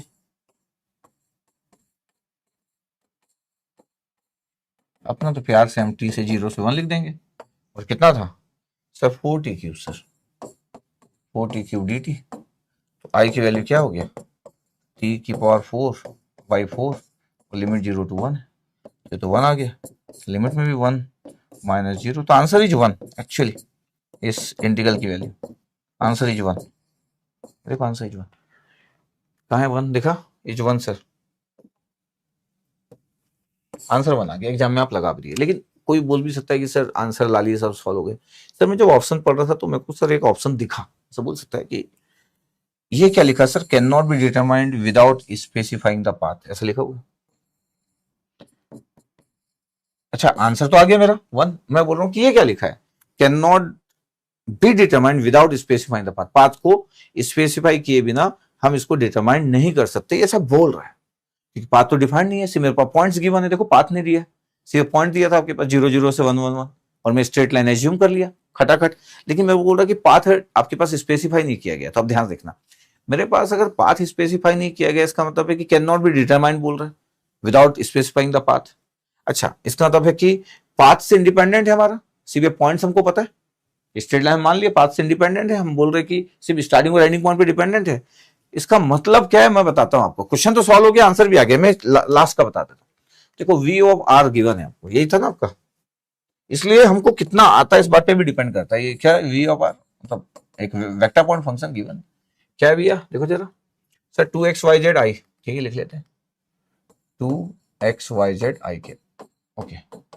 फिर क्या है यार sir? X square Z J, x square Z J, और देखो फिर एक्स स्क्वायर वाई के, एक्स स्क्वायर वाई के, यही है पता आपके पास। ये इंडिपेंडेंट कब होगा? जब ये कंजर्वेटिव होगा, ये पाथ पे डिपेंडेंट नहीं होगा। इसका मतलब if this vector, if this v r is conservative, जब आप कंजर्वेटिव बोलते हो इसका मतलब पाथ इंडिपेंडेंट होता है, पाथ पे डिपेंड नहीं करता है, पाथ इंडिपेंडेंट होता है। ये मतलब पता है, जब कंजर्वेटिव आप बोलते हो, कंजर्वेटिव फील्ड वेक्टर आपके पास दिया, इसका क्या मतलब होता है, the meaning of this, sir curl of this vector is equal to zero, the rotational, the conservative vector field, तब पाथ इंडिपेंडेंट होगा। लेकिन डी वाला ऑप्शन बोल रहा है कि पाथ बताने की जरूरत है, इसका मतलब है कि कंफर्म इसका क्रॉस प्रोडक्ट जीरो आ रहा होगा, मतलब कर्ल इसका जीरो आ रहा होगा, तभी तो कंजर्वेटिव, और कंजर्वेटिव तो पाथ इंडिपेंडेंट है, इसलिए मेरे को डी ऑप्शन की नीड नहीं है, डी ऑप्शन इसलिए रॉन्ग होता है। अच्छा अभी और भी आता हूं मैं बोल रहा हूं कि मेरे को निकालना है सर, डेल क्रॉस वी निकालना है, कर्ल ऑफ वी निकालना है, तो निकाल लो भैया, निकाल लो, क्या निकाल लो, ये लो आई, ये लो जे, और ये लो के, क्या है भैया, डेल बाय डेल एक्स, बिल्कुल सही सर, डेल बाय डेल वाई और डेल बाय डेल जेड। ये देखो एक्स्ट्रा बातें करना कितना इंटरेस्टिंग और इंपॉर्टेंट होता है। वी क्या है भैया, पहला वाला 2xyz सर, चलो ठीक है 2xyz, दूसरा सर एक्स स्क्वायर जेड, चलो थर्ड एक्स स्क्वायर वाई। अब देखो आई के साथ क्या आ रहा है, क्या आ रहा है आई के साथ, ये cancel, del by del y, del by del y बताया यार है एक्स स्क्वायर आया, डेल बाय डेल वाई, और del by del z x square फिर से आया ये भी, तो x square minus x square आया आई के साथ, माइनस जे के, अब देखते हैं जे के साथ, ये गया, डेल बाय डेल एक्स, इसका 2xy आ रहा है, 2xy minus del by del Z of 2xyz, sir 2xy sir, ओ ये भी जीरो आ गया, देखो प्लस के, कितना रखिएगा सर, ये गया del by del x sir 2xz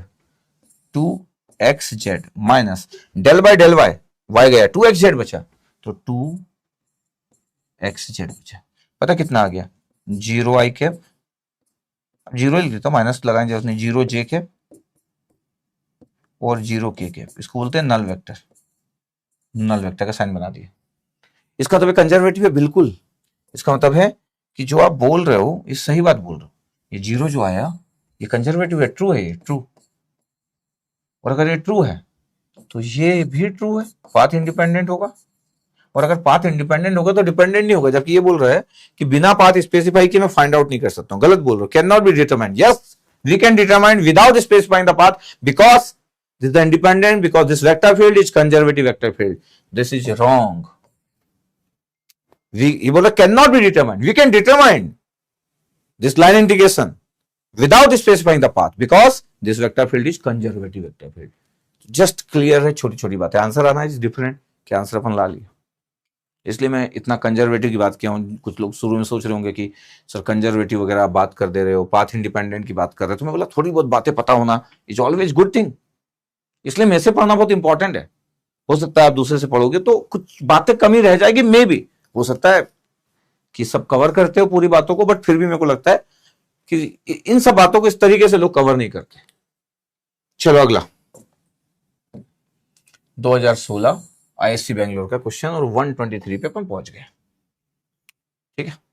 बोला कि the line integral of the vector field दिया है, एफ वेक्टर लगा ले, वेक्टर नहीं लिखा है तो वेक्टर फील्ड तो बोला ही, एफ वेक्टर लगा लिया, अलोंग ए पाथ फ्रॉम, ये फिर से हमारा फेवरेट, सिंपल एंड फेवरेट, ये आपका सिंपल प्लस फेवरेट, ठीक है, parameterised by the t square t, पता आपके पास, अब देखो आपके पास पैरामीटराइज बाय, अब आपके पास ये दिया है कि टी स्क्वायर और टी, तो एक्स वाई जेड की वैल्यू गिवन है, जब आपके, अच्छा यहां पे पाथ दिया तो हमको ये नहीं पता, देखो ध्यान से देखना सर, ये पॉइंट तो कुछ भी हो सकता है, 1 1 1 स्ट्रेट लाइन, ये पाथ कुछ भी हो सकता है, 0 0 0 0 0, और भी कुछ बना सकता हूं मैं, ये तो कुछ भी हो सकता है। मैं बोल रहा हूं अगर मेरे को पैरामीटराइज बाय दे दिया है, इसका मतलब है कि टी स्क्वायर और टी जो दिया है, इसका मतलब क्या है, इसका मतलब है कि मेरे को बोल रहा है कि x इक्वल टू टी होगा, y equal to t square होगा और z इक्वल टू टी होगा। तो मेरे को ये एज्यूम नहीं करना है जब मेरे को दे दिया गया है, ये कहीं नहीं दिया रहता था, जब ये मेंशन नहीं रहता था तब तो हम सॉल्व करते थे यार, तब तो हम सॉल्व करते थे। दिस वन इज इंपॉर्टेंट कि ये अगर दिया है कि पैरामीटराइजेशन दिया आपके पास, तो जो कर्व है आपके पास, कर्व के फॉर्म में नहीं दिया, बोला पैरामीटराइज कर देते, हम कन्वर्ट कर दिए उस वाले फॉर्म में, तो t square x equal to t, y equal to t square z. अरे ये नहीं दिया रहता तो, ये भी नहीं दिया, कर्व कुछ भी नहीं दिया है, तो फिर तो मैं equation of straight line he assume करता भाई साहब, ओके। तो हमेशा हम कर्व पे डिपेंडेंट होते हैं या पैरामीटराइज पे डिपेंड होते हैं, तो अभी तो हमको निकालने की जरूरत ही नहीं है। ठीक, इसलिए आपको इस बार स्ट्रेट लाइन नहीं बोल सकता। अगर ये स्ट्रेट लाइन बोल देता तो क्वेश्चन गलत हो जाता। क्यों? क्योंकि स्ट्रेट लाइन में इस पॉइंट्स पे एक्स वाई जेड तीनों की वैल्यू टी होती, तो टी टी स्क्वायर टी कैसे हो सकता है यार? कोई बोल देता सर ये स्ट्रेट लाइन लिख देता, फिर आप स्ट्रेट लाइन से निकालते तो एक्स वाई जेड तीनों टी आता, फिर आप बोलते सर लेकिन ये जो बोल रहा है कि इस फॉर्म में करो तो ये तो गलत हुआ ना, तो फिर क्वेश्चन ही गलत हुआ। क्योंकि आप ना, ये स्टार्टिंग पॉइंट है, ये सही है, एंडिंग पॉइंट सही है, हमको थोड़ी पता कि स्ट्रेट लाइन है कि ये कर्व है, किसी को नहीं पता। क्वेश्चन में लिखा रहता है स्ट्रेट लाइन, इसलिए हम लाइन सेगमेंट को स्ट्रेट लाइन में कनेक्ट कर देते। जब कुछ नहीं दिया रहता तो एज्यूम कर लेते, वो लिखना चाहिए। जब मैं बोलता हूं कि कुछ नहीं दिया है, वो टीचर की मिस्टेक है कि उसको लिखना चाहिए एक प्रोफेसर को क्वेश्चन फ्रेम करते समय कि स्ट्रेट लाइन, क्योंकि स्टार्टिंग और एंडिंग पॉइंट से स्ट्रेट लाइन डिफाइन नहीं हो सकता। ओके, लिखना चाहिए, लेकिन कभी कभी नहीं लिखते हैं, it's okay, there is no issue. But अगर मेरे पास पैरामीटर पॉइंट दिया है और स्ट्रेट लाइन लिखा रहता तो क्वेश्चन ही गलत होता है। तो क्योंकि इन पॉइंट में स्ट्रेट लाइन अगर बोलता तो एक्स वाई जेड तीनों ही टी होता। अभी क्या है? टी है एक्स, वाई है टी स्क्वायर और जेड। बताओ डीएक्स क्या होगा? सर डीएक्स तो dt होगा। यस। dy क्या होगा? dy सर 2t dt होगा। और dz क्या होगा? dz होगा dt सर। अब बताओ x की वैल्यू 0 to 1 है तो t कितना होगा? 0 to 1। y की वैल्यू 0 to 1 पुट करो तब भी t होगा। अरे तब भी t यही होगा, और ये भी 0 to 1 तब भी यही होगा। इसका मतलब t की वैल्यू 0 to 1 है, ये आपको क्लियर है। मतलब t की वैल्यू 0 to 1 अभी भी है, उसमें कोई इशू नहीं है ये। ओके, अब मैं बोल रहा हूं कि बात ये हो गई ये फैक्टर। अब आपको करना क्या था आपके पास? इसका लाइन इंटीग्रेशन सॉल्व करना था, तो लाइन इंटीग्रेशन सॉल्व कर लेते हैं कि सर डीएल वेक्टर एक बार लिखने का मौका मिल रहा है, लिख देते d x i d Y J plus D Z के, तो एफ डॉट डी एल क्या हुआ भाई साहब?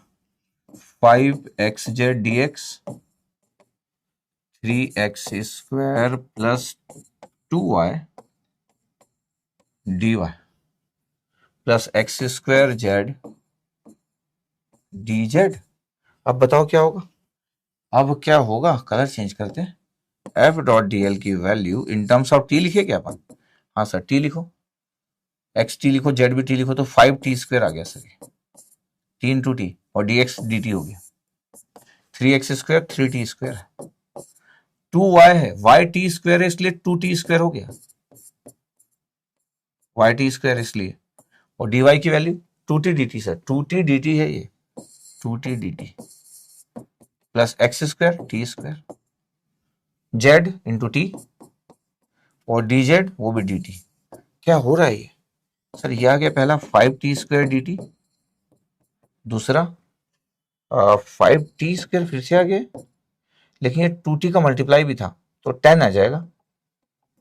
5t स्क्वायर तो आ गया था पर 2t का मल्टीप्लाई था तो 10t क्यूब आ गया dt, और ये t क्यूब dt आ गया। ऐसा आ रहा है? Yes sir.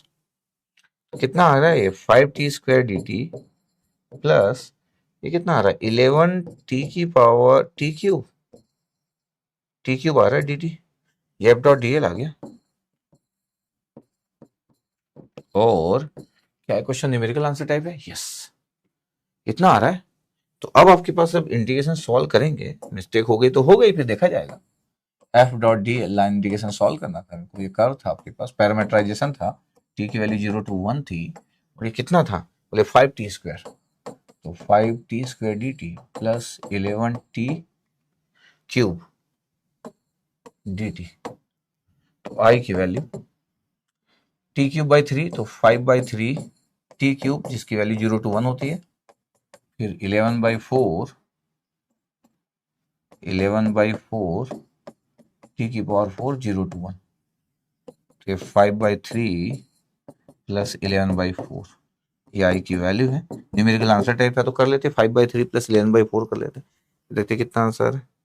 देखेंगे 5/3 प्लस 11/4 4.41 आ रहा है, 4.416 ये आंसर। अब क्वेश्चन ये है कि क्या मेरे पास भी आंसर ये लिखा हुआ है, तो ये देखना बड़ा इंटरेस्टिंग होगा ये आंसर मेरे पास लिखा है कि नहीं। 4.416 लिखा है, 4.416 लिखा है मेरे पास आंसर, सही है, गुड है। तो ये आपका आंसर आ गया 4.416। बस कैलकुलेशन करना था, तो 4.416 आ गया ये। इसलिए बड़े ध्यान से क्वेश्चन को देखना है, इसलिए इतने अच्छे से मैं पूरा लाइन इंटीग्रेशन पढ़ाया हूं। और ये आईआईटी के प्रोफेसर को पसंद है टॉपिक। अब आईआईसी बेंगलोर के फिर से अपन क्वेश्चन में पहुंच गए। क्या आपके पास है 2016 का question, question number 124। A scalar potential phi is the following gradient, ये ग्रेडियंट के फॉर्म में लिखा है।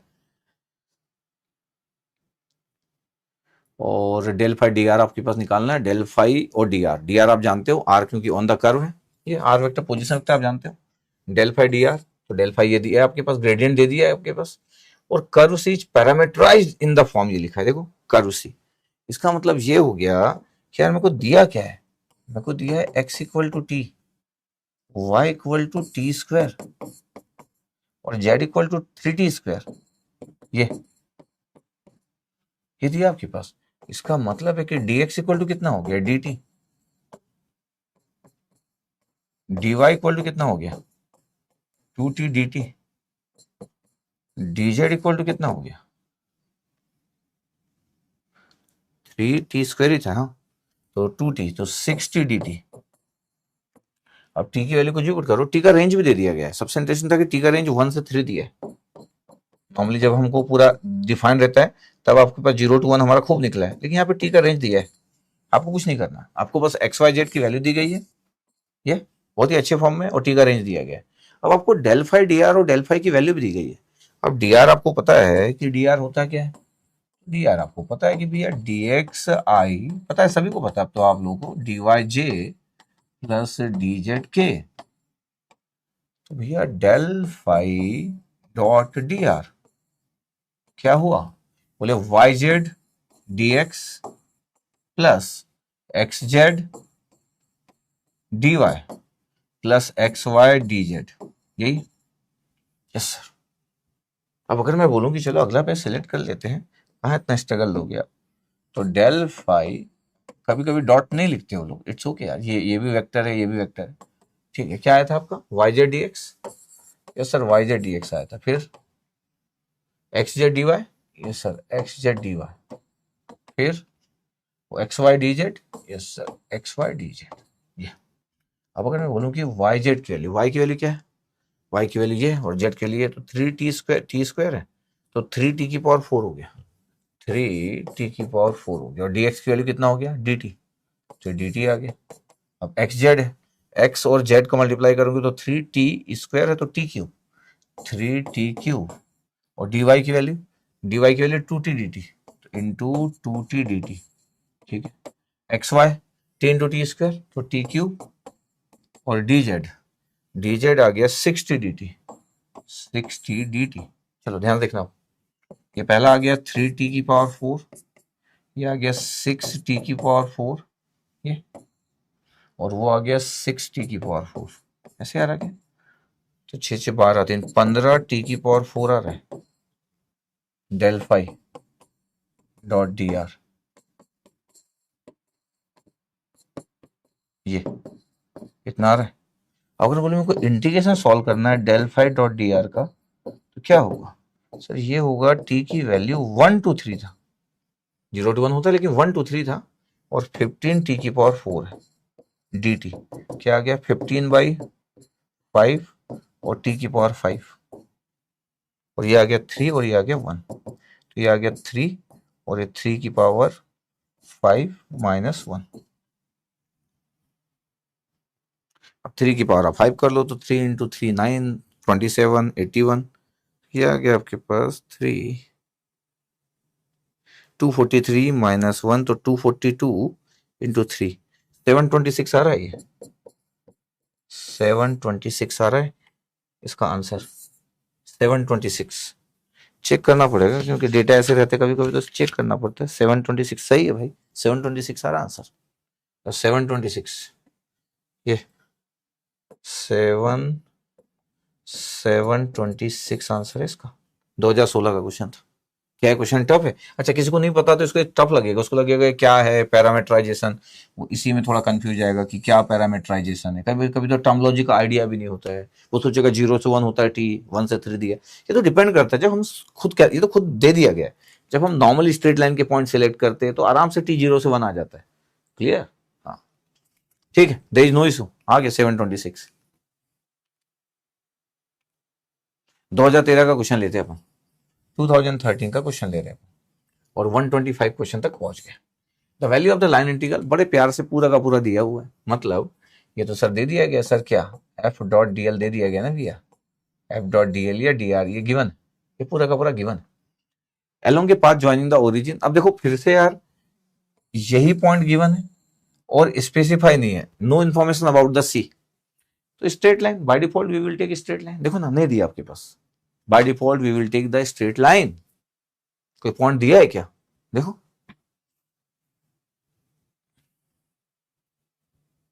देख गया? यस सर, क्लियर रहना चाहिए आपको।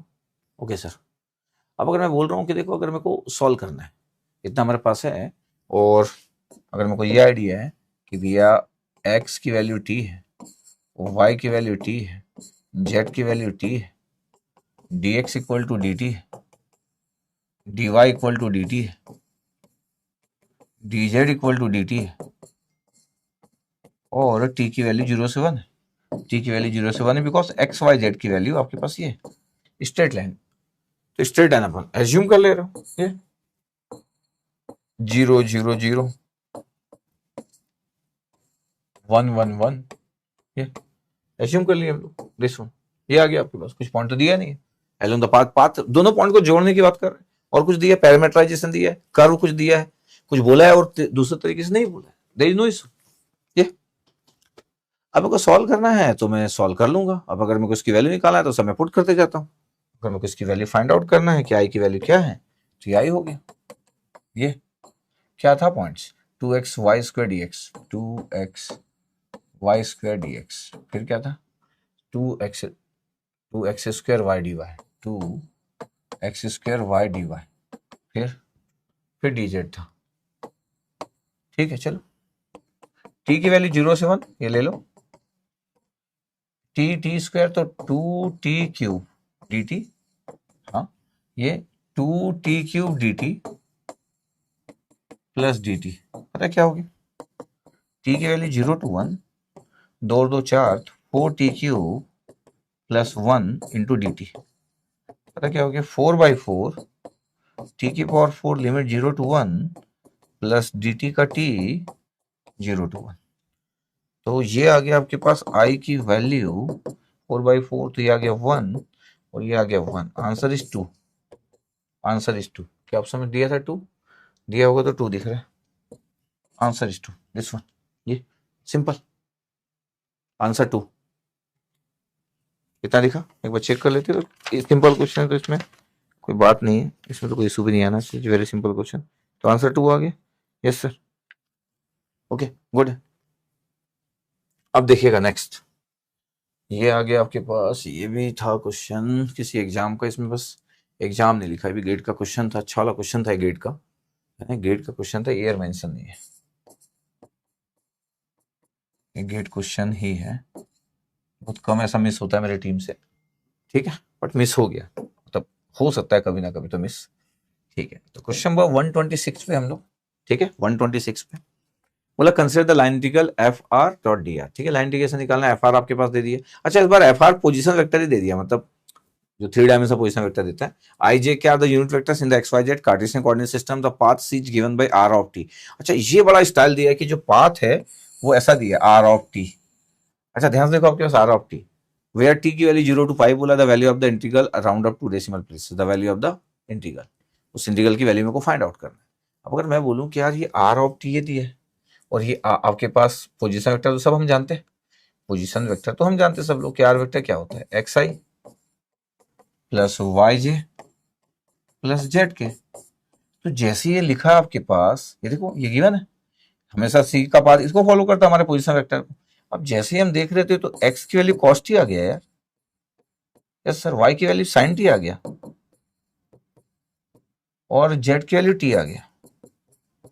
इसका मतलब dx इक्वल टू कितना आ रहा है sir? dx equal to minus sine t आ गया, कॉस टी का differentiation, dx equal to minus sine t d t, और dy equal to cos t d t,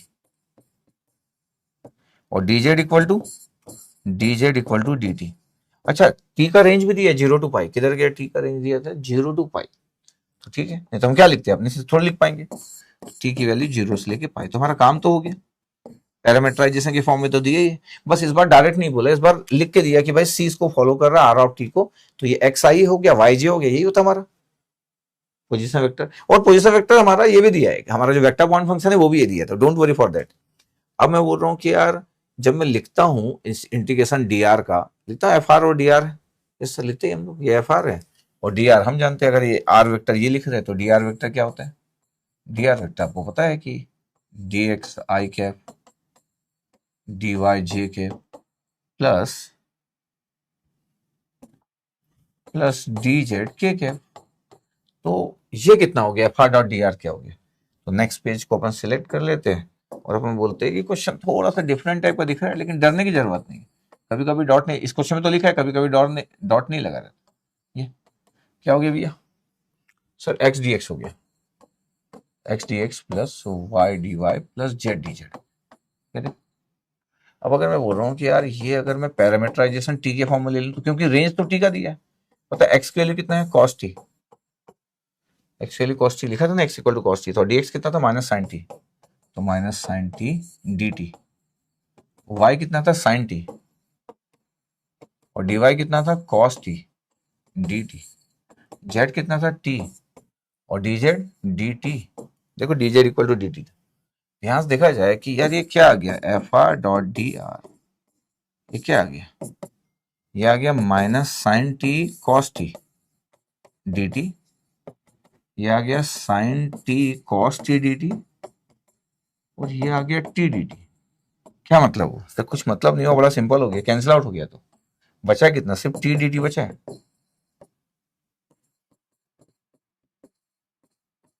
ये अब मेरे को इस इंटीग्रेशन की वैल्यू चाहिए, ये निकालो भी इस लाइन इंटीग्रेशन की वैल्यू, ये बोला था ना, इसकी वैल्यू फाइंड आउट की। टी की वैल्यू 0 से 1 नहीं लिखना है, 0 टू पाई गिवन है, और टी डी टी कितना हो गया? T square by two, t square by two, 0 two pi, pi square by two आ रहा है, pi square by two is answer. अगर डेसिमल में बोल रहा है तो आप टी स्क्वायर बाई टू कर लो, पाई स्क्वायर बाई टू कर लो, pi square 3.14 divide by two, 4.9298 आता, 4.9298, तो 4.2 डेसिमल बोल रहे तो 4.93 लिख सकते हो, ये 4.93 आंसर चेक कर लेते हैं, आ जाना चाहिए, कोई सिंपल तो क्वेश्चन दिख रहा है, तो 4.93 लिखा है, ठीक है, तो 4.93, तो अपन अपने एग्जाम में 4.93 पुट कर देते हैं, ये 4.93 अपन पुट कर देते हैं, ये सॉल्व हो गया। तो कभी कभी ऐसे क्वेश्चन थोड़ा डर बन जाता है। डर इसलिए नहीं बनता कि यार क्या ऐसा हो गया, डर बनता कि यार ये लिखा जिस तरीके से वो कैसे करेंगे, अभी in the form of t दे दिया पोजीशन वेक्टर को, फिर आपको कैसे करना है, तो थोड़ा सा केयर करना पड़ता है कि यार हम तो जानते थे कि हमारा करो पोजीशन वेक्टर को फॉलो कर रहा था जिसमें एक्स आई वाई जे प्लस जेड के होता था, तो बस कंपेयर कर लिया, एक्स वाई जेड आ गया, फिर d x d y D z कर लिए, दिस द स्टाइल, और पुट कर लिया, कैंसिल आउट हो गया, इसलिए बहुत आसान हो गया। ये 2024 का क्वेश्चन है ये, और ये एमएसक्यू क्वेश्चंस,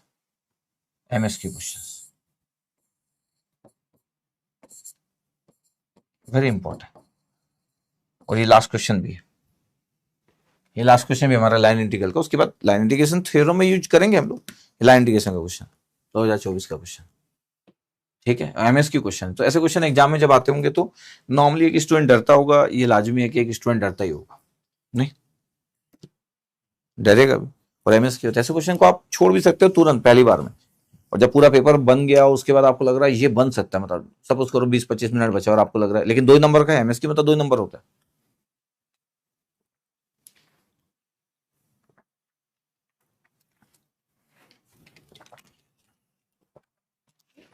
ठीक है, देखते हैं।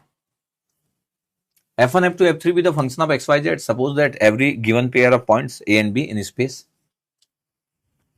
The line integral f1 dx, ये लाइन इंटीग्रल है, इसका मतलब है कि f1 dx, f2 dy और f3 dz। तो इसका मतलब है कि f वेक्टर था आपके पास, जिसमें f1i plus f2i plus f3i था, और फिर हम मल्टीप्लाई कर लिए तो ये f डॉट डी आर लिखा हुआ है, f डॉट डी आर लिखा हुआ है। अगर ध्यान से देखोगे तो f डॉट डी आर, आता हूं मैं इस पे, इसका मतलब है कि मेरे पास एक f वेक्टर है, f1i कंपोनेंट्स के फॉर्म में दिया ना, f2j प्लस f3 के यही है। अब r वेक्टर आपको पता होता है कि ये तो xi plus yj plus Z के होता है, इसी r वेक्टर को आप dr वेक्टर लिख लेते हो, तो ये हो जाता है dxi dyj, यही तो करते हैं आप, प्लस dz के, फिर बोल लेते यार इसका डॉट प्रोडक्ट कर लो इस वेक्टर पॉइंट फंक्शन के साथ, तभी तो लाइन इंटीग्रेशन की बात कर पाते हैं। तो क्या हो जाता है f1 dx plus f2 dy plus f3 dz, इसी को बोल देते लाइन इंटीग्रेशन कर लो, f डॉट dr, तो लाइन इंटीग्रेशन आपके पास आ जाता है क्या, f1 dx plus f2 dy, इस बार कंपोनेंट्स के फॉर्म में दिया है, कोई इशू नहीं है, f3 dz, ये आ जाता है, ये लिखा हुआ था, ये लिखा हुआ देखो ध्यान से। अब डिपेंड करता है कि आप कितने अच्छे से सोच पाते हो, देख नजरिया कितना अच्छा है। yes. Evolutes to the same value along any path C that starts at end ends at B। अच्छा, ये स्टार्टिंग पॉइंट ए और एंडिंग पॉइंट भी है, तो स्टार्टिंग पॉइंट पता और एंडिंग पॉइंट पता, और बोल रहा है कि इसका जो लाइन इंडिकेशन की वैल्यू आएगी सेम वैल्यू आएगी along एनी पाथ हो। ये तो आपका मिस्ट्री सॉल्व हो गया सर। मिस्ट्री इसमें कैसे सॉल्व हो गया, बोला है कि इवैल्यूएट करेगा सेम वैल्यू को along any path, along any path या along any path, वो क्या ना मतलब along any path, ये तो समझ रहे हो आप, सेम वैल्यू, ये इसका मतलब पता है क्या है, ये पाथ से इंडिपेंडेंट, ये पाथ से इंडिपेंडेंट, और जो पाथ से इंडिपेंडेंट होते हैं वो कंजर्वेटिव वेक्टर फील्ड होते हैं, और जो कंजर्वेटिव वेक्टर फील्ड होते हैं ना, कंजर्वेटिव वेक्टर फील्ड, इसका मतलब पता है आपके पास, इसका मतलब है कि जो एफ है, ये एफ अगर कंजर्वेटिव वेक्टर फील्ड है, कंजर्वेटिव वेक्टर फील्ड में मैं बोला हूं कि जब भी कोई कंजर्वेटिव वेक्टर फील्ड होगा, कोई भी कंजर्वेटिव वेक्टर फील्ड होगा, तो अगर ये क्लोज लाइन इंटीग्रेशन होगा, अगर ये एफ वेक्टर इज कंजर्वेटिव, ठीक है, अपने पॉइंट जमा करना चालू करते हैं अपन, अगर एफ वेक्टर अगर conservative, F vector is conservative vector field independent from the path, independent from path, ये मतलब, तो पता आपके पास मैं बताया भी था कि यार ये जो एफ वेक्टर होता है ये किसी ग्रेडियंट का पार्ट होगा, ये किसी तभी तो आपके पास मैं बताया भी था यार कि अभी आगे तो हम जब स्ट्रोक से पढ़ेंगे बड़ा मजेदार होगी, तो ये एफ वेक्टर जो होगा, जो भी कंजर्वेटिव वेक्टर फील्ड होता है, ये इसलिए आपके पास कंजर्वेटिव है क्योंकि ये कंफर्म है कि ये किसी ना किसी का ग्रेडियंट है, डेल फाई कोई भी स्केलर पॉइंट फंक्शन या डेल एफ, ये the gradient, scalar point function, F लिखो या ऐसा लिखो, scalar point function, scalar point function, scalar point function, ये बोला भी हूं क्योंकि आपके पास, इसलिए तो हम बोल पाते हैं कि अगर ये किसी का ग्रेडियंट है तभी तो अगर ये ऐसा है, ये ट्रू है, तभी तो डेल क्रॉस एफ का रिजल्ट डेल क्रॉस एफ, और एफ किसी का ग्रेडियंट है, कैपिटल एफ किसी small f, f is the small f या f phi the scalar point function, पता है ये जीरो क्यों होगा, अरे तो प्रॉपर्टी है curl of gradient is always zero, the curl of gradient is always zero, और इसका मतलब है कंजर्वेटिव वेक्टर फील्ड है, इसका मतलब इतना नॉलेज चाहिए, मतलब इसलिए मैं बोलता हूं कि मैसे पढ़ना जरूरी है, तो कंजर्वेटिव वेक्टर फील्ड है और ये आपके पास अगर है तो कर्ल ऑफ एफ विल भी जीरो, तो फिर सही होगा, ये मतलब था सिर्फ इस जगह की लाइन का। अब बोल रहा है which of the following is are true, बोल रहा है कि for every close path we have this line integration will be zero, सही बात, किसी भी क्लोज लाइन इंटीग्रेशन का कोई भी क्लोज पाथ सिलेक्ट कर लो, अगर वो कंजर्वेटिव वेक्टर फील्ड है, अगर F is conservative vector field, तो फिर पता आपके पास एफ डॉट डी आर अगर ये क्लोज सरफेस में है, तो फिर तो भाई साहब अगर बोल दिया गया, क्या बोल दिया गया कि अगर ये क्लोज इंटरवल में है एफ डॉट डी आर ये जीरो, पता आपके पास ये जीरो, समझे, एफ कंजर्वेटिव वेक्टर फील्ड होगा, तभी तो पाथ से इंडिपेंडेंट होगा, तभी लाइन इंटीग्रेशन जीरो हो सकता है, अदरवाइज नहीं होता है, line indication, closed line indication. The closed line indication will be 0. It's very very important. अगर आप मेरे पिछला लेक्चर हो या अभी का लेक्चर देख रहे हो तो ट्रू हो गया। हो अगर ये कंजर्वेटिव नहीं होता तो ट्रू नहीं हो सकता था भाई साहब। ये ट्रू है, ए ट्रू है, A true. There exist a differentiable scalar point function, a differentiable scalar function से f x Y z such that f1 equal to del f by del x, f2 equal to del f by del y और f3 equal to del f by del z. अच्छा, अगर मैं बोल रहा हूं कि f अगर आपका डेल फाई है, ये देखो डेल फाई का रिजल्ट कितना होता है सर, लिख देते ना ये डेल एफ का रिजल्ट कितना होगा, ये ग्रेडियंट है और स्केलर पॉइंट फंक्शन एफ है, एफ बोला है क्वेश्चन में, तो क्या होगा ग्रेडियंट तो सबको लिखते आता है yes sir, del f by del x i, हाँ ना भाई ये तो लिखते आता ही है, तो ग्रेडियंट तो लिखते आता ही है सबको, del f by del y j, f is the scalar point function और del f by del z the k, यही हुआ एफ वेक्टर। अगर ऐसा है तो बताओ आपके पास यार एफ वेक्टर आपके पास दो तरीके से आ गया, एक तो कंपोनेंट दिए थे f1 f2 और ये f3। अब मेरे को बताओ कि एफ वेक्टर कंजर्वेटिव है इसलिए एफ वेक्टर ग्रेडियंट है आपके पास किसी स्केलर पॉइंट फंक्शन का, तो ये आ गया del f by del x I cap plus del f by del y J cap plus del f by del z k cap. इसका क्या मतलब है सर? इसका मतलब क्या सिंपल ही दिख रहा है सर कि f1 क्या है, f1 sir del f by del x है। अच्छा, f2 क्या है, f2 del f by del y और f3 del f by del y है, डेल जेड सॉरी। ये इसका क्या मतलब हुआ सर? सेकंड स्टेटमेंट भी ट्रू आ रहा है तो अच्छा, हाँ सेकंड स्टेटमेंट भी ट्रू आ रहा है सर, कंजर्वेटिव के कारण स्टार्टिंग स्टोरी हुई। अब बोल रहा है कि del f one by del x, del f two by del x और ये आपके पास है, ये अगर एफ वेक्टर आपके पास है, पता है ये डाइवर्जेंस लिखा हुआ आपके पास एफ का, और एफ का डाइवर्जेंस का जीरो होने का कोई सवाल ही नहीं होता है। मतलब ये एफ वेक्टर का डाइवर्जेंस लिखा है, अगर मेरे पास ये एफ वेक्टर है इसका डाइवर्जेंस क्या होगा बताओ? इस एफ वेक्टर का डाइवर्जेंस क्या होगा? अगर ये F1 है तो उसका डाइवर्जेंस क्या होगा सर? डाइवर्जेंस होगा sir del F1 by del x plus del F1 by del x plus del F2 by del y plus del F3 by del z, यही डाइवर्जेंस होगा, यही डाइवर्जेंस होगा ना। अगर मैं बोलूं कि इसका डाइवर्जेंस क्या होगा, the divergence of f del dot f क्या होगा sir? Del F1 by del x plus del F2 by del y plus del F3 by del z, conservative vector field. अच्छा, ये रिजल्ट क्या होगा? कुछ भी हो सकता है, ये कैसे किसी को पता होगा कि क्या होगा? डाइवर्जेंस का कोई कंसेप्ट नहीं कंजर्वेटिव वेक्टर फील्ड के लिए, तो this result should be 0 y 0, the divergence लिखा हुआ है ये। अगर मैं बोलूं कि डाइवर्जेंस ऑफ एफ लिखा है ये, और ये वैल्यू कुछ भी हो सकती है, ये क्यों 0? इसका कोई लेना देना ही नहीं है। एक कंजर्वेटिव वेक्टर फील्ड की जब हम बात करते हैं, डाइवर्जेंस का कोई लेना देना नहीं है। Conservative vector field is related from the curl, the irrotational vector actually. अगर मैं सिंपली कनेक्टेड रीजन की बात करूं तो आपको तो पता है कि रोटेशनल वेक्टर भी कंजर्वेटिव होता है, और अगर आप सिर्फ मैथ्स की बात करें तो all conservative vector fields are irrotational, क्योंकि उसमें रोटेशनल कंपोनेंट नहीं होते, और वाइस वर्सा, क्योंकि मैथ्स पढ़ रहे हो तो आप मल्टीप्लाई कनेक्टेड रीजन की इतनी बात नहीं करते। तो all conservative vector fields are irrotational and vice versa. तो भैया conservative vector field is not related with the divergence, तो ये थर्ड ऑप्शन डाइवर्जेंस था, द रॉन्ग, ये रॉन्ग है, ये सी कर्ल शुड बी 0, क्योंकि कर्ल 0 होगा कंजर्वेटिव वेक्टर फील्ड हो, दैट मींस द इरोटेशनल। अब ये आपके पास लिखा है, इसको देखते हैं।